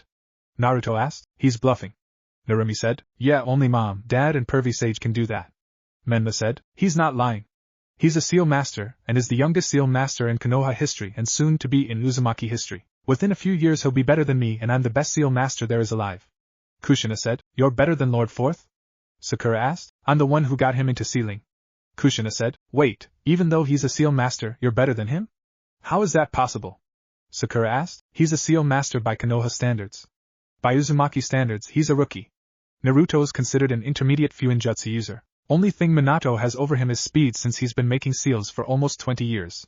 Give Naruto another year or two and he'll be better than Minato. Kushina said. Whatever. Me and Menma are still stronger than him. Narumi said. Let's put your skills to the test then. Naruto said and jumped off the boat and stood on the water. How's he doing that? Sakura asked. Please, I can do that too. Menma said, and when he jumped off the boat he started to drown. Naruto! Help him! Sakura whispered harshly. No. Naruto said, and Kakashi made a clone go and save Menma. Why didn't you save your brother? Kakashi asked, glaring at Naruto. He's not my brother. I have no family other than my mother. If he wants to jump off the boat like an idiot knowing he can't stand on water or swim, it's not my fault if he drowns. Naruto said. I'll be sure to write you up. Potentially have you stripped of your ninja license. Kakashi said. Then do it. It makes everything easier for me when I decide to leave that shithole of a village. I'll be a civilian and I can leave the village if I want to without any ninja coming after me. Naruto said. We're approaching the shore. Tazuna, we've been very fortunate. No one had noticed us so far. The man said. Nice going. Tazuna said. They sailed a bit more and went through a runner underneath the bridge. There was a bright light at the end of the tunnel, and once they were out, they saw trees and no more fog. The boat reached shore and everyone exited the boat. That's as far as I go. Good luck. The man said. Right. Thank you for taking such a risk. Tazuna said. Just be careful. The man said and started the boat engine. Okay. Take me to my home, and I mean get me there in one piece. Tazuna said. Right. Kakashi said. They started walking again and everyone was surrounding Tazuna. Menma and Sasuke were covering the front. Sakura and Narumi were on the sides and Naruto was in the back with Kushina and Kakashi. Along the way Menma was trying to prove himself, and started jumping at the slightest sound, acting as if he was on guard. They walked a bit longer and Naruto smirked, and Kakashi looked to his right, making Menma throw a kunai into the bushes. Sakura had enough and smacked him in the head. Why'd you do that? Someone really is following us. I mean it. Menma said. Yeah, right. Stop acting like a dumb kid. Sakura said. Kakashi ignored them and walked into the bushes where Menma threw his kunai. He saw the kunai was just above the head of a white rabbit who was scared. Kakashi then realized that a rabbit shouldn't have white fur this time of the year. Up in the trees looking down at them, there was another shinobi in the trees with a big sword on his back. Naruto already knew he was there, as well as his little helper that was further back in the trees. So, they're already here. Kakashi thought, glancing into the trees. No wonder the demon brothers failed their mission. It's the copy ninja and the red-hot-blooded habanero of the Leaf Village, Kakashi Hatake of the Sharingan, and Kushina Uzumaki Namikaze. I can handle Kakashi myself. Kushina, however, she'll be a tough opponent, the man thought as he vanished, and then threw his sword at them. Everyone get down, Kakashi said. The sword came flying at them and everyone hit the ground. Kushina ducked out of the way. Kakashi did the same. Menma tackled Narumi to the ground and Sasuke tackled Tazuna and Sakura to the ground. Naruto just vanished from the area and nobody knew where he was. The sword slammed into a tree and a man appeared on top of it. They were all staring at this man with intensity and Menma started to grin. Here it is, my chance to shine. I'm ready this time. Menma thought. Well, if it isn't Zabuza Momochi, rogue ninja from the village hidden in the mist. Kakashi said. Rogue ninja? Whatever. Nothing's gonna stop me. I've been trained by the best ninjas from my village. Menma thought and started to run towards Zabuza, but was stopped by Kakashi. You're in the way. Get back. Kakashi said. But why? Menma asked. He's not like those other ninja. He's in a whole other league. If he's our opponent, I'll need this. Kakashi said, reaching for his headband. Kakashi of the Sharingan Eye. Did I get that right? It's too bad, huh? But you'll have to hand over the old man. Zabuza said. Sharingan? What is that? Menma thought as he never paid attention in school. What's he saying? Does he have some special power? Sakura thought. Now quick. Manji formation. Protect the bridge builder and stay out of this fight. I taught you teamwork. Now it's time to use it. I'm ready, Kakashi ordered and lifted up his headband revealing a Sharingan with 3 tomo. His eye. What is that? Menma thought. Well, looks like I get to see the Sharingan in action. This is an honor. Zabuza said. Everyone keeps saying Sharingan, Sharingan. Will someone please tell me what Sharingan is? Menma asked. Yeah, what is it? Narumi asked. Sharingan. A rare power that resides in the eyes. The user of this visual dijutsu can instantly see and comprehend any genjutsu, ninjutsu and taijutsu and reflect the attack back on the attacker. The Sharingan is a special rare form of dijutsu. However, there's more to the Sharingan than that. A lot more. Sasuke said. You got it right, boy. But you've only scratched the surface.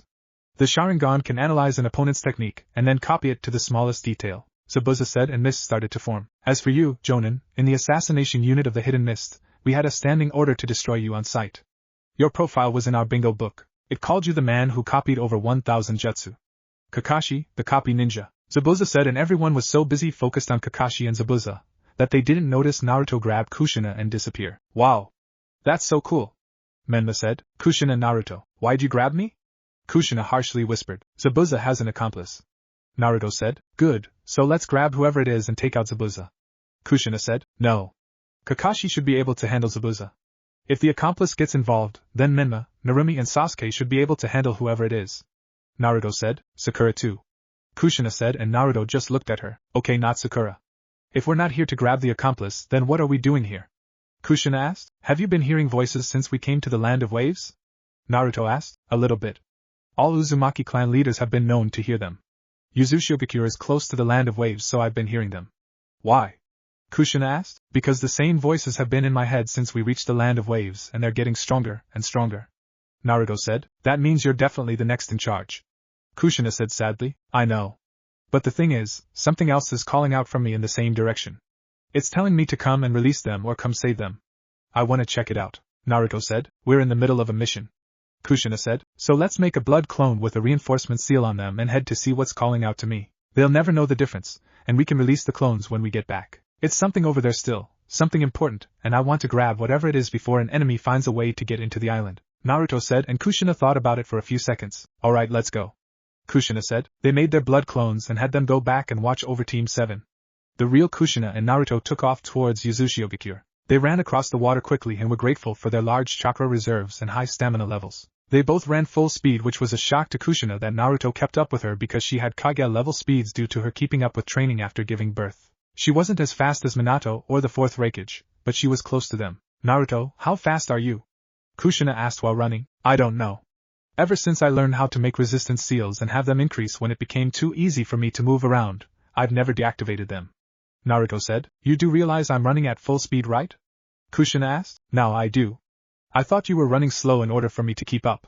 Naruto said. I think if you deactivated the seals you'd be as fast as the 4th Raikage. Anyway, we should get there in a few more minutes, and I know the voices are getting louder for you since they are for me. Kushina said. Yeah, they are. Naruto said. What are you going to do with whatever you find? It could be sealing notes or weapons. Kushina said. Whatever it is, you can have it. There's got to be more Uzumaki alive out in the world hiding. There's no way they didn't have a backup plan to get the young children out of the village in case of an attack. There must be more out there.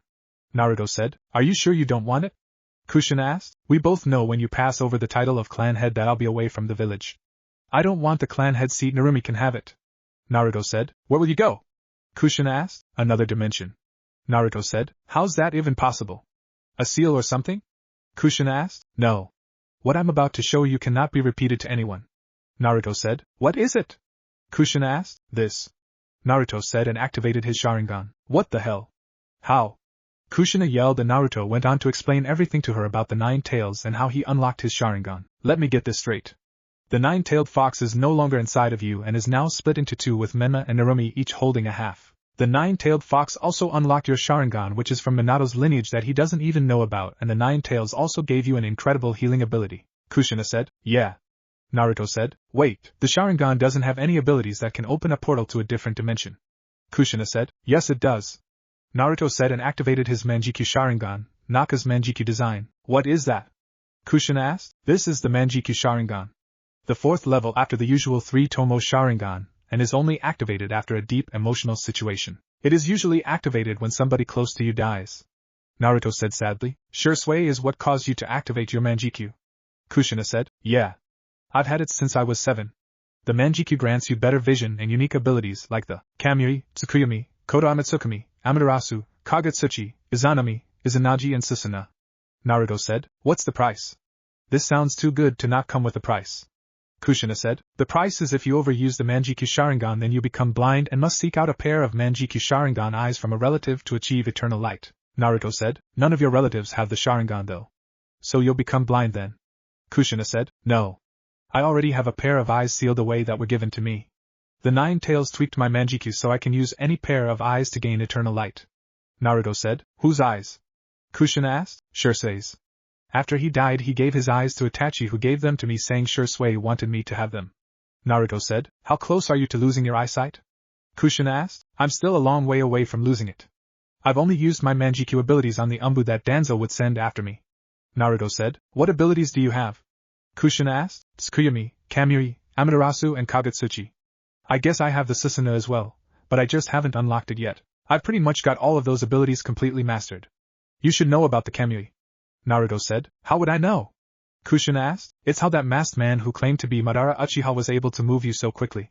Naruto said. How do you know about that? Kushina asked. He tried to capture me when I was training a few years ago.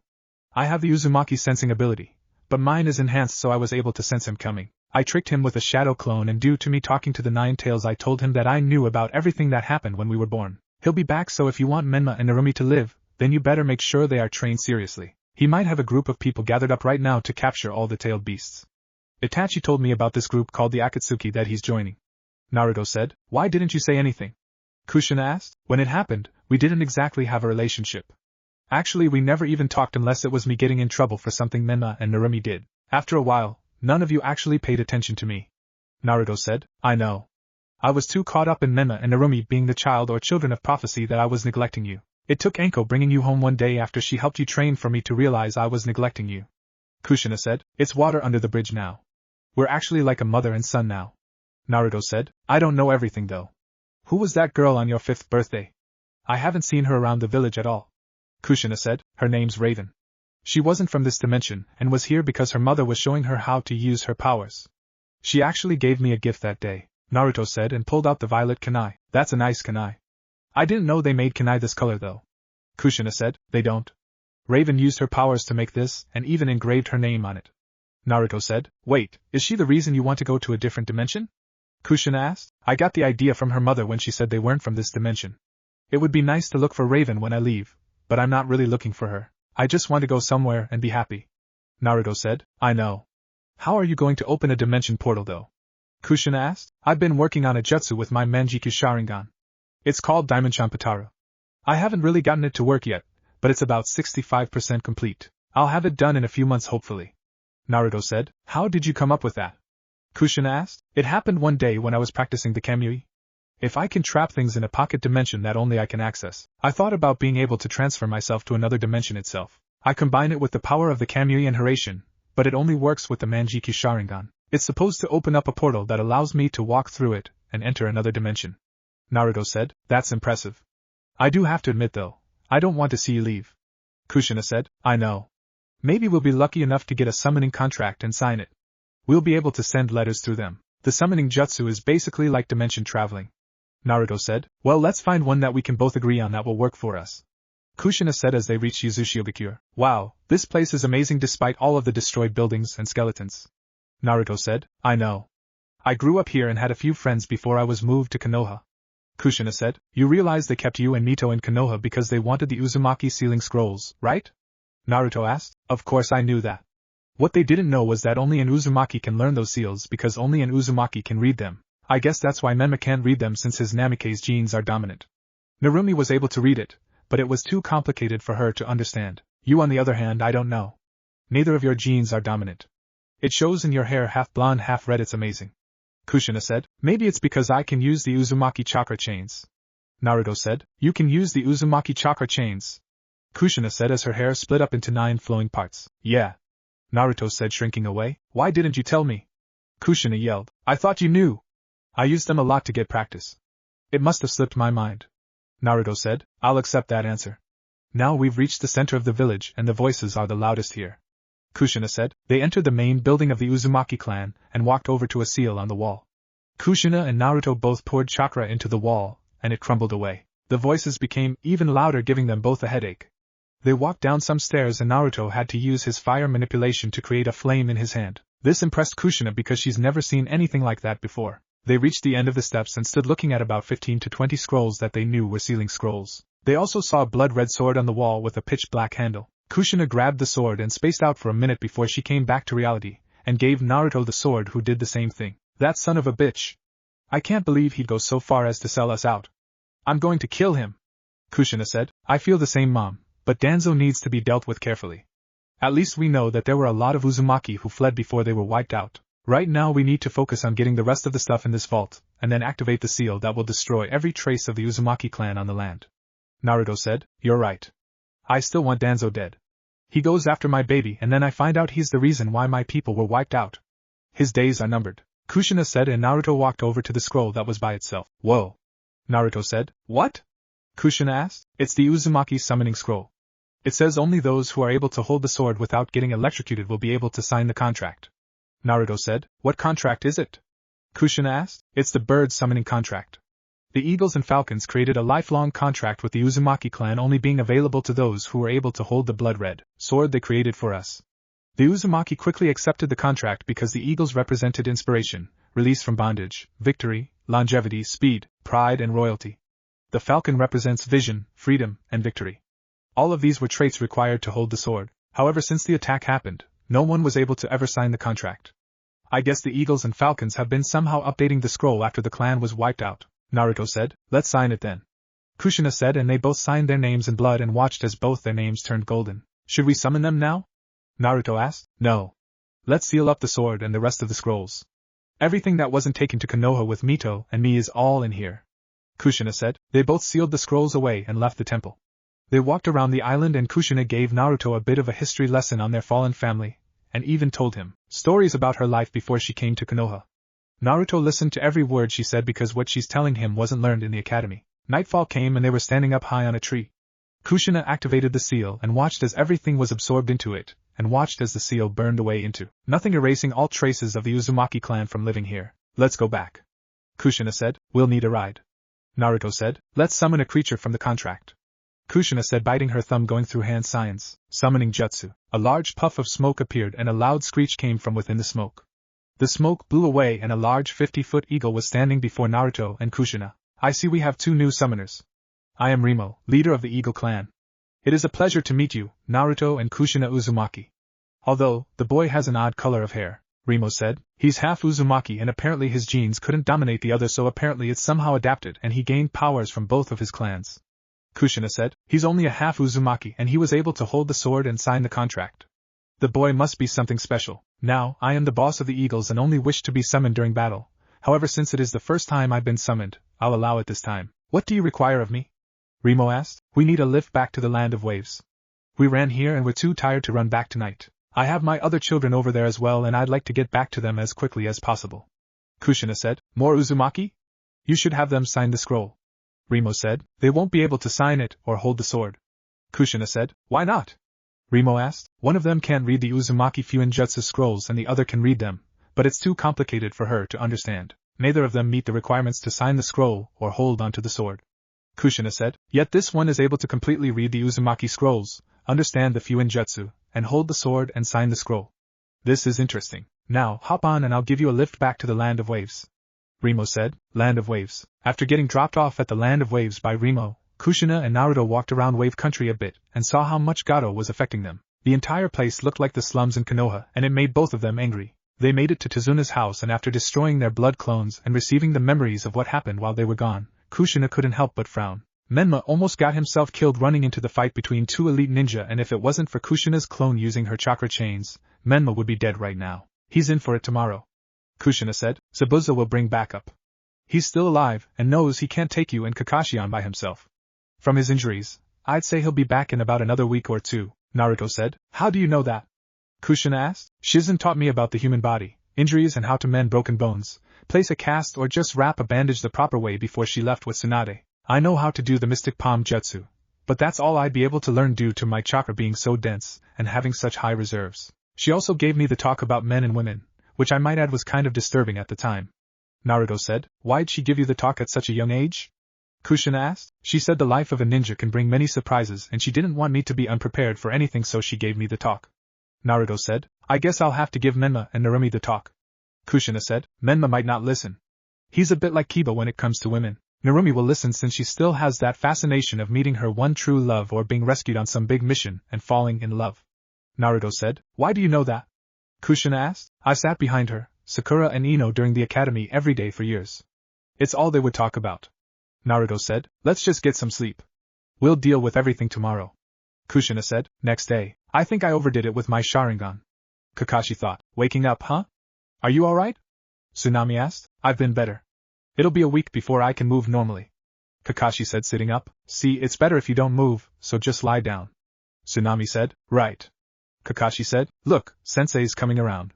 Menma said. Listen, Sensei, your Sharingan is amazing and everything, but if it puts that much strain on you, maybe it's not worth it. Sakura said. Sorry. Kakashi said. Huh. Well, you did take down one of the most powerful ninja assassins, so we'll be safe for a while. Tazuna said. Right, you know that boy with the mask? What about him? Sakura asked. He's from the elite tracking unit of the village hidden in the mist. Those masks are only worn by the most elite shinobi. Kakashi said. What exactly do they do? Sakura asked. The Umbu Black Ops, also known as the Inferno Squad, destroy all traces of a rogue ninja's corpse. The shinobi body contains many secrets, ninjutsu, chakra and special medicines used on his body. These are the secrets of his village, and if an enemy were to get a hold of them, their village would be in grave danger. For instance, if I were to die at the hands of an enemy, he would try to analyze my Sharingan. In the worst case, my entire jutsu could be stolen and used against our home village. It is the sacred duty of the shinobi trackers to prevent this, to keep the village secrets safe. If a ninja betrays his village, the trackers hunt him down, eliminate him and obliterate every trace of his existence. That's their specialty, Kakashi said. That's so cool. Maybe I should do that before I become Hokage. I'd be the perfect assassin. Menma thought. I have one more question. If the Sharingan is only exclusive to the Uchiha clan, why does it put so much strain on your body? Sakura asked. Yeah. Shouldn't you be used to it by now? Narumi asked. It's because that Sharingan isn't his. Naruto said, walking into the room with Kushina. What do you mean? Sakura asked. What I mean is, that Sharingan wasn't originally his to begin with. It's an implant that he obtained during the Third Shinobi War. Naruto said. You stole that eye. Sasuke yelled. No, he didn't steal it. It was gifted to him by a friend. An old teammate who passed away. I won't tell the story because it isn't mine to tell. He feels so much strain from the Sharingan because the amount of chakra the Sharingan requires is too much, and his body and reserves can't handle the stress since he's not an Uchiha. That's why he keeps it covered up with his headband all the time to prevent it from draining his chakra. Naruto said. How does a loser like you know so much about the Sharingan? Menma asked. I was trained by Shisui and Itachi. Arguably two of the best Sharingan users in the history of the Uchiha clan. The only other people I can put in that category are Madara Uchiha, Izuna Uchiha, Fugaku Uchiha, also known as Wicked Eye Fugaku, Naka Uchiha, Naori Uchiha, Kagami Uchiha, and if he would have lived long enough, Obito Uchiha, who is the only known Uchiha to unlock his Sharingan with 2 tomo in each eye. Naruto said. Why would they tell you so much about the Sharingan? Isn't it illegal to share clan secrets? Sakura asked. Everything they've told me was given approval by Fugaku Uchiha, who was the clan head at the time. I've spent a lot of time with the Uchiha clan before they were killed and I was pretty much an honorary Uchiha. Of course he had to talk it over with the elders of the clan, but they approved of it. Naruto said. Since I am now clan head, I demand you teach me everything you know. Sasuke said. You're not the clan head. Your brother is still alive and is technically still the clan head since he's the oldest. Unless he dies or comes back to the village and hands over the clan seat to you, you're nothing more than a second-hand Uchiha. Naruto said. Enough with the history lesson. We need to start training. Kushina said. Training for what, Mom? Narumi asked. Yeah, we've already completed the mission. Menma said. No, we didn't. The bridge is still not complete and Zabuza is still alive. The hunter Nin didn't kill him yesterday. He used Saban needles and put Zabuza in a death-like state. He'll be up and running in an hour and will most likely have that fake hunter Nin with him as well as backup. Kushina said. What are we going to be training in? Narumi asked. Maybe a new awesome jutsu like Dad's Rasengan. Menma said. No. We're all working on chakra control and ninja etiquette. Since Menma almost got himself killed yesterday rushing into a fight he was ordered to stay out of. Kakashi said. What? Menma, Narumi and Sakura said at the same time, "You heard me. Now everyone get to the forest." Kakashi ordered. "Forest, alright. Training starts now. First, we will begin with a review of chakra." Kakashi said, "Are you kidding me? This is what you're going to start with? We have about a week before Zabuza returns with reinforcements, and you want to have an academy lesson. You really do suck as a teacher." "I'm going to train on my own," Naruto said and walked away. "He's right, Kakashi. A lesson that sat through in the academy for 7 years and probably slept through isn't going to help." Kushina said, "Well, can you grab him so we can start tree walking?" Kakashi asked. "He was walking on water. I don't think he needs to learn tree walking like the rest of them." Kushina said, "Why not?" Sakura asked. "Because water walking is more advanced than tree walking. You don't learn water walking until you master tree walking to the point it becomes second nature to you." Kushina said, "Well, have him teach us then." Menma said, "Yeah. It's not fair that he can get special treatment for training." Narumi said, "Excuse me? Who the hell do you think you're talking to? You want to talk about special treatment? You two have been trained by the best ninja in the village ever since you were 5 and still are. Special treatment my ass. Next time you decide to talk to me like that you'll regret it." Kushina said, "Not like you can do much. Dad's the Hokage." Menma mumbled and Narumi agreed with him. "He may be the Hokage, but I'm your Jonin instructor. I can make your days as a genin a living hell. I can make it so that not even the small healing factor you have will help you with your wounds. Now pay attention while I go help Naruto with his training. Kakashi, if they give you any problems, let me know." Kushina said and vanished. Naruto was sitting on the ground in a meditative position when Kushina arrived to where he ran off to. She was going to walk up to him, but then she noticed all of the storage seals on the surrounding trees. She felt a small wave of chakra come off of Naruto, and then multiple kunai and shuriken started shooting out of the seals he placed around on the trees. She watched as he dodged every single shuriken and kunai that came at him gracefully, and started to throw her own kunai and shuriken to throw off his rhythm. Naruto knew she was there, but didn't mind it at all. He noticed her throwing in more kunai and shuriken as well, and that forced him to pick up speed and dodge quicker. The second wave of kunai and shuriken came out, but this time there were exploding tags on the ends of the kunai, and they would explode on contact if they touched him. Kushina did the same thing, and once they got towards the end, he was surrounded in all directions by kunai with exploding tags, and they were coming at him fast. He activates his Manjiki Sharingan and prepares to use the Kamui to escape. The kunai all reached him at the same time, and Kushina was worried because all she saw was a smoke screen after the explosion, and Naruto didn't move. The smoke cleared and Kushina saw Naruto standing there surrounded by a light blue rib cage and standing there perfectly fine, except he was breathing heavy. The rib cage faded away and Naruto collapsed to the ground panting on one knee. "Are you okay?" Kushina asked, walking up to him. "Yeah, I'm okay," Naruto said. "What was that? I've never seen a jutsu like that before." Kushina said, "It's the Susanoo. It's only in its beginning phase though. The one Shisui used was a lot bigger and looked like a humanoid creature." Naruto said, "Why was yours so basic then?" Kushina asked. "Because it was in its beginning phase. That's the first time I've ever used it, and I can tell it drains the chakra a lot. I'll keep practicing with it until it doesn't drain me as much." Naruto said, "Well, you can wait on that. You need to complete your dimension jutsu thingy, remember?" Kushina asked. "I thought you didn't want me to leave?" Naruto asked. "I don't, but that's me being selfish. You're technically an adult now and I can't stop you from leaving. I tried to keep the family together over the years and you've even given them a shot. I guess I tried too late. I was taught by a lot of Uzumaki and Mito was my mentor when I came to Konoha. The main thing they always taught me was that family sticks together no matter what. We're not a family anymore and I honestly don't think we ever were from the beginning. As the current head of the Uzumaki clan, I am granting you freedom from the clan when you decide to leave. It's the best that I can do. Yes, it will be hard to watch you leave, but I'd rather you be happy somewhere else than miserable and angry while staying here. As your mother, I just want you to be happy in life." Kushina said, "You did try and it was never too late. You started to spend time with me a little bit after the Uchiha massacre, and I was only 7. It wasn't too late, we were still young, but Menma and Narumi had the Hokage and that perverted grandfather pumping their heads with lies, making them feel as if they were invincible. One thing I did notice when we weren't having the best time, you never pampered Menma and Narumi. I figured if anybody was going to try and fix things between us it would be you. As for leaving, I'll make sure to send you letters through our summons. I know you'll find a way to come and get me if I didn't." Naruto said, and they both laughed. "You're damn right I would. But can you do me one favor?" Kushina asked. "Sure," Naruto said. "Can you just wait until after the Chunin exams to leave? Minato has forbidden you from becoming a Chunin until you're no longer a flight risk and wants to have you monitored in the village. I know the Fire Daimyo will be there so he can overrule Minato and make you a Chunin. I just want you to pass the Chunin exams before you leave. Can you do that for me?" Kushina asked. "I guess I can. I'll also do something else for you. Last night I couldn't sleep, so I went through some of the notes from the Uzumaki clan and I found out that they've somehow made a seal that lets the clan head see all of the current living Uzumaki. I looked at it, and saw that even I was in there. But that was my first time being in Uzushiogakure. Naruto said, I know about that. What about it? Kushina asked. It showed that there were 3 more Uzumaki still alive out there. We're close to one of them as she's up north on the Forgotten Island a few miles past Uzushiogakure, and recently sent out a distress signal. There's one alive in Kusa and one in Oto. It says that when the clan leader touches the scroll, they will be marked with a tracker seal and it gives off the location to where any lost Uzumaki can find whoever the leader is. It's not much, but it's the least I can do for everything you've done for me over the last few years. Naruto said, that's more than enough. You've given back my family something I've lost over 20 years ago. What were their names? Kushina asked. Anoka Uzumaki, Karen Uzumaki and Tayuya Uzumaki. Naruto said, I'll have to look out for them.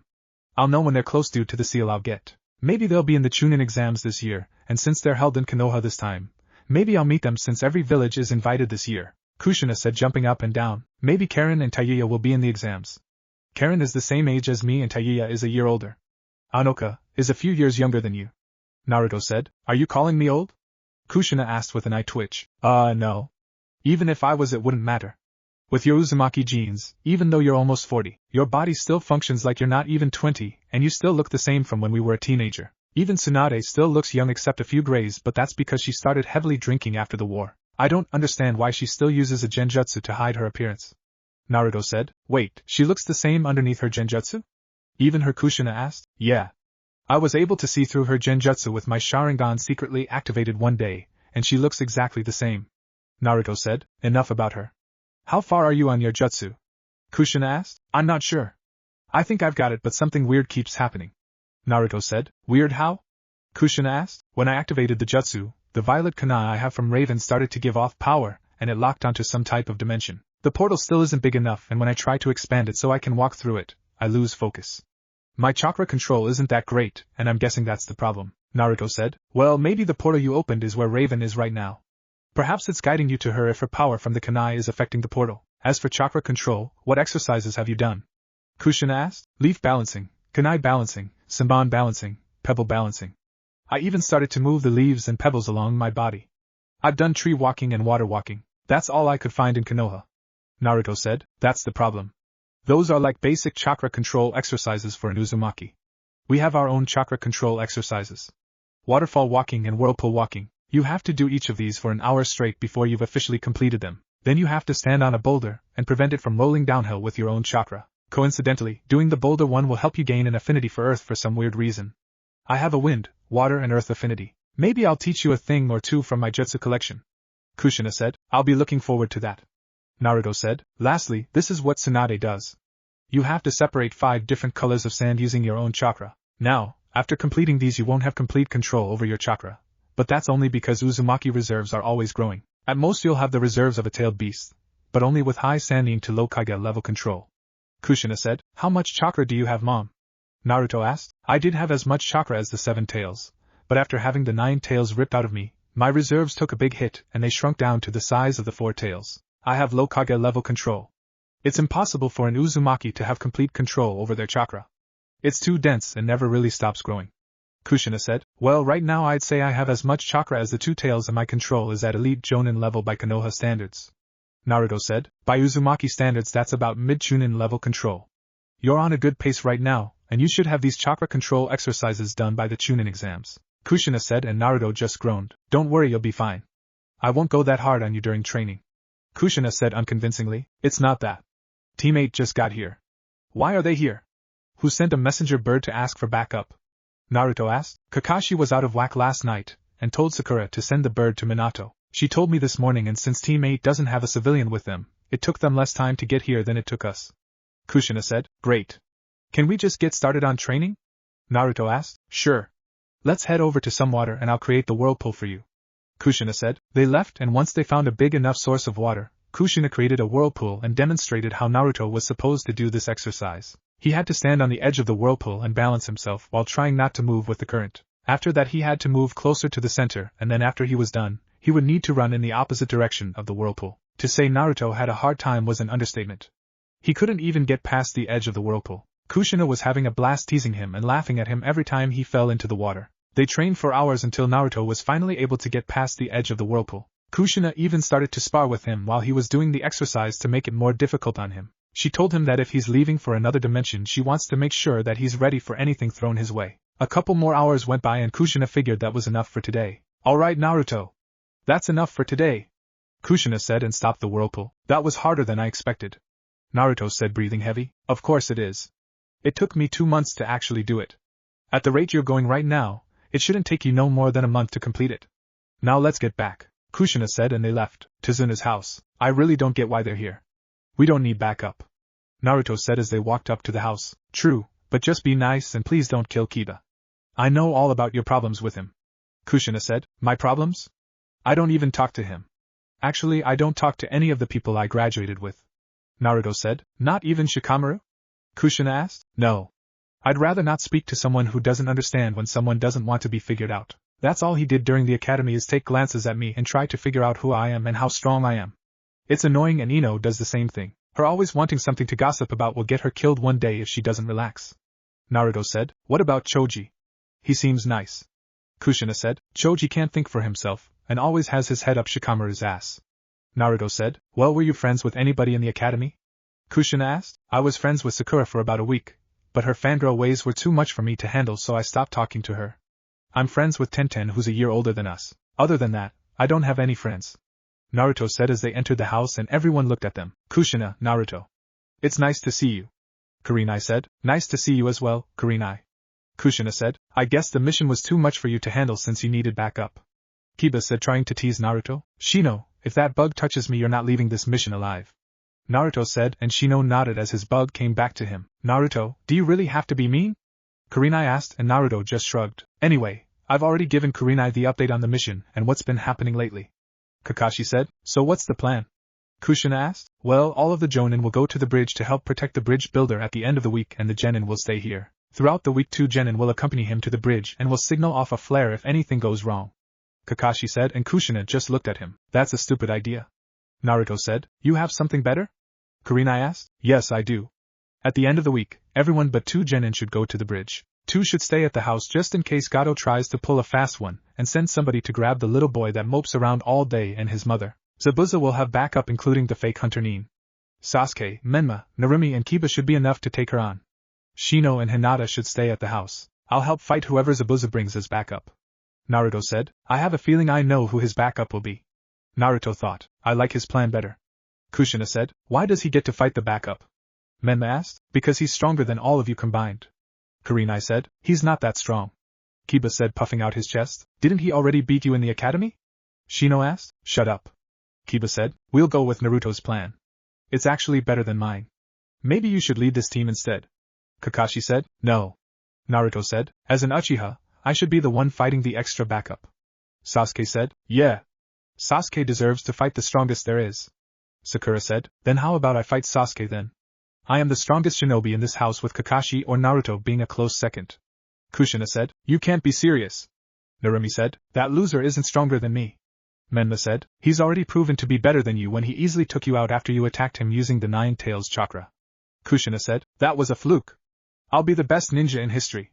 I'm going to become Hokage and be known as a hero, Menma said, and Naruto just walked towards the door. Where are you going, Naruto? Kushina asked. To bond with nature. You're all giving me a headache, Naruto said, and left. I'm giving him a headache, Kushina said, with her hair going wild. Forest. Naruto found a clearing in the forest to train and created 30 shadow clones. He split them all up in groups to work on getting hand signs for all of his jutsus down to the minimum amount. He himself started going through his taijutsu katas for each of his styles. He trained for about 2 hours before he stopped because he felt the chakra signature slowly coming towards him. He released his clones and jumped into the trees, activating a seal he created that makes it impossible for the Byakugan to find him. He looked down and sure enough, Hinata was looking around for him with her Byakugan activated. He was just here. He can hide from the Byakugan. It's impossible to hide from it, Hinata said. She looked around for about 30 minutes before giving up and returning back to the house. Naruto sighed and started sorting through the memories from his clones and noticed the lighting jutsus either needed no hand signs now or at least 2. His fire jutsus all needed 1 or 2 hand signs. His water jutsus were down to 1 hand sign and his wind jutsus required no hand signs except for 1. He smirked at this and was proud that he'd have an advantage that most people didn't have. He channeled fire chakra into his hand and created a small flame in his hand. He thrust his hand forward and the fire came off his hand in the form of a comet. He thought for a minute before coming up with a name for it. Fire style. Fire comet seems to have a nice sound to it, I'll change the name if I think of a better one, Naruto said. He continued to train more and more throughout the night until he physically couldn't. Once he was done, he kept training, but instead of physical training, he decided to do some mental training. He started to meditate, focusing on the sounds of the animals in the forest, and the way the air felt. He was meditating so much that he didn't notice the animals starting to surround him. He was completely relaxed, and he could feel his chakra running smoothly throughout his body, and it was easier to control. Pretty soon he was surrounded by every animal in the forest, and they were all seemingly relaxing all around him, laying down. This went on until the early morning hours, and the animals and Naruto sensed someone coming into the area. The animals all left, and once the person came into view, Naruto was leaning against the tree like he was asleep. The person walked over to Naruto and reached out for him. I wouldn't do that unless you're prepared to die, Naruto said, and opened his eyes and saw a girl looking at him. He took a look at this girl and took in her appearance. She had long black hair, pale skin and large, dark brown eyes, and a slender frame. She wore her long hair loosely, and wore a pink, sleeveless kimono, with pale red edges and decorated with small plum-colored swirls, that went to her ankles. Around her waist was a simple white obi tied in a bow, and she wore a pair of light brown sandals with dark straps. She also wore a dark-colored choker around her neck. You'll catch a cold if you sleep out here, she said. I wasn't sleeping. Who are you and what are you doing here? Naruto asked. I'm gathering herbs for treating illnesses and human wounds, she said. You're out this early? Naruto asked. I like it early. It's calm. I didn't think I'd find anyone out here in the woods. If you weren't sleeping, then what were you doing? She asked. I was training, Naruto said. So are you a ninja? She asked. Yeah, I am, Naruto said. Oh, really? I see. That's very impressive. Does that mean you're training for something dangerous? She asked. I could be, but I'm just training to get stronger and better at the moment, Naruto said. You seem pretty strong now. Isn't that enough? She asked. You can never have too much strength. There will always be someone stronger than you out there, Naruto said. Why do you wish to become strong? She asked. Because I have something to do, Naruto said. Are you training for a certain person or are you doing all this training for yourself? She asked. You can say that, Naruto said. Is there someone who's precious to you? She asked. A few. Why? Naruto asked. When a person has something precious that they want to protect, then they become genuinely strong. You will get strong, very strong. You have something to protect that is precious to you. That is true strength, and protecting your precious people is when you're at your strongest, she said as she grabbed her basket. I agree to a certain point. Having something precious to protect can give you strength. However, when that something to protect goes away, does it take your strength away and make you weak? Or does it push you to become stronger? Having something precious to protect shouldn't be the only reason you become strong. True strength is not measured when you're at your strongest, but when you're at your weakest. Take away those precious people you speak of and then you'll see how strong you really are. Remember that, Naruto said. Goodbye. We'll meet again sometime. My name is Haku. Oh, by the way, I'm a boy, Haku said. Nice try. That may work on everyone else but not me. Boys don't wear chest bindings and smell like strawberries. It was nice meeting you, Haku. Tell Zabuza I'm looking forward to seeing him on the bridge with his backup, Naruto said and vanished. The blush on Haku's face when he mentioned her chest bindings went away when he mentioned Zabuza. Haku turned around to attack him, but he was nowhere in sight. She sighed and put her saban back in her basket and ran full speed toward their hideout. He knew all along. Why didn't he attack me? She thought. Tazuna's house. Where is Naruto, Menma and Sasuke? Kurenai asked. Naruto's been training since yesterday and hasn't been back. Menma and Sasuke went out to train on tree walking, Kakashi said. It's time for dinner. I wouldn't have expected Sasuke to be late. Menma, on the other hand, I could see him being late, Sakura said. And maybe we should go look for them, Hinata said. That's a good idea, Kurenai said, and then the door opened revealing a cut-up Menma and Sasuke. We made it to the top, Menma said. Good. Now we move on. Starting tomorrow, you're both bodyguards for Tazuna, Kakashi said. Woohoo. Alright, Menma said. How come he's already done with the tree walking training before me? Narumi asked. Because he was actually training instead of complaining the entire time like you have been doing, Kakashi said. Why do you all wait so long to teach them tree walking? Kurenai asked. I'm not really in charge, Kakashi is. He's been handling their training and I just give my input. He's had them working on teamwork exercises and silly D-rank missions. I tried to train them once and besides Sasuke, they all complained that it was too difficult for them. Kushina said. What about Naruto? Doesn't he train with you? Kurenai asked. Kurenai, Naruto's way above genin level and I've allowed him to do his own training. All I know is that he comes back to check in from time to time and checks if we have a mission, Kakashi said. More like giving him special treatment, Narumi said. If you were at his level I'd allow you to train by yourself as well, Kakashi said. We are, Menma said. You are. But that's only if you're using over 3 tails of the 9 tails chakra and he's proven that he could still easily handle you, Kushina said. Well, can we go and look for him? I'm hungry, Kiba said. I'm already here. Naruto said, coming downstairs. When did you get here? Kakashi asked. An hour ago. Naruto said, and sat down at the only open spot, which was next to Hinata. He's sitting right next to me. Hinata thought, and blushed red before fainting. Weirdo. Naruto mumbled, and everyone started eating. In a few more days the bridge will be finished. I have you to thank for that. Tazuna said. You've all done great, but you've still got to be careful. Tsunami said. I've been meaning to ask you this, but I haven't had the chance to until now. Why did you stay and protect me, even after I lied to bring you here? Tazuna asked. Those who stray from the path of justice have no courage, but under the wing of a strong leader, cowardice cannot survive. Kakashi said. Huh? Tsunami asked. That was a quote from the first Hokage. Kakashi said, and Inari started crying. But why? Inari asked. What did you say? Menma asked, and Inari slammed his hands on the table. All this stupid training is a waste of time. Gato's got a whole army. They'll beat you down and they'll destroy you. These cool things you all say, they don't mean anything. No matter what you do, the strong always win and the weak always lose. You sicken me the most. You walk around as if you're untouchable. You think you're so cool. You'll be the first person to die and I'll be the first person to say I told you so. Inari said, pointing at Naruto. Is that so? Naruto asked calmly. Yes, it is. Your worthless attempts at saving this country are pitiful. Inari said. Then I guess Kaizo was pitiful then. Naruto said. Naruto. That's enough. Kushina said. No, we all sat here and listened to his pathetic sob story, so now you'll all sit here and listen to what I have to say. Naruto said calmly, and then looked at Inari with a cold look in his eyes. You say I'll be the first to die? Then so be it. I'd rather go out fighting than lay down with my tail tucked between my legs like the bitch you're acting like. Kaizo was somebody you looked up to, yet you sit here and spit on his name and everything he fought for. You've never done anything to help this village. All you do is sit on your ass and bitch and moan about how life isn't fair. You lost one person who was like a father, while there are kids out on the streets who have lost all of their family. You're a coward, and you'll be a coward until the day you die. Naruto said, and threw a kunai at Inari, and it landed next to his head on the wall. If you don't want to fight for your country or do anything to help it, how about I kill you myself, and then you can go and tell Kaiza how much of a coward you've become. You're a disgrace to this country and a disgrace to your mother. People like you who refuse to even lift a finger to help make me sick. I've been here for a few days and I've already done more than you have. I've already helped fix up houses with my clones that are now turned into orphanages. I've already taken out some of Gato's men earlier and managed to grab some food for almost everyone in the village. I've given out blankets and clothes that I have sealed away, and I've given them hope. You, on the other hand, tell me what you've done for this village. Naruto said. That's enough.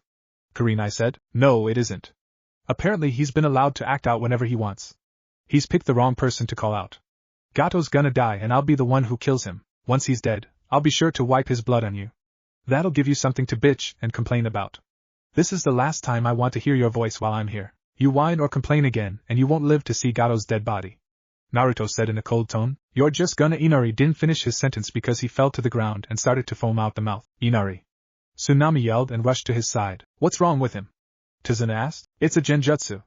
Kurenai said, and dispelled the genjutsu but used up a lot of chakra. Naruto. You don't attack the client. Kakashi said. I didn't.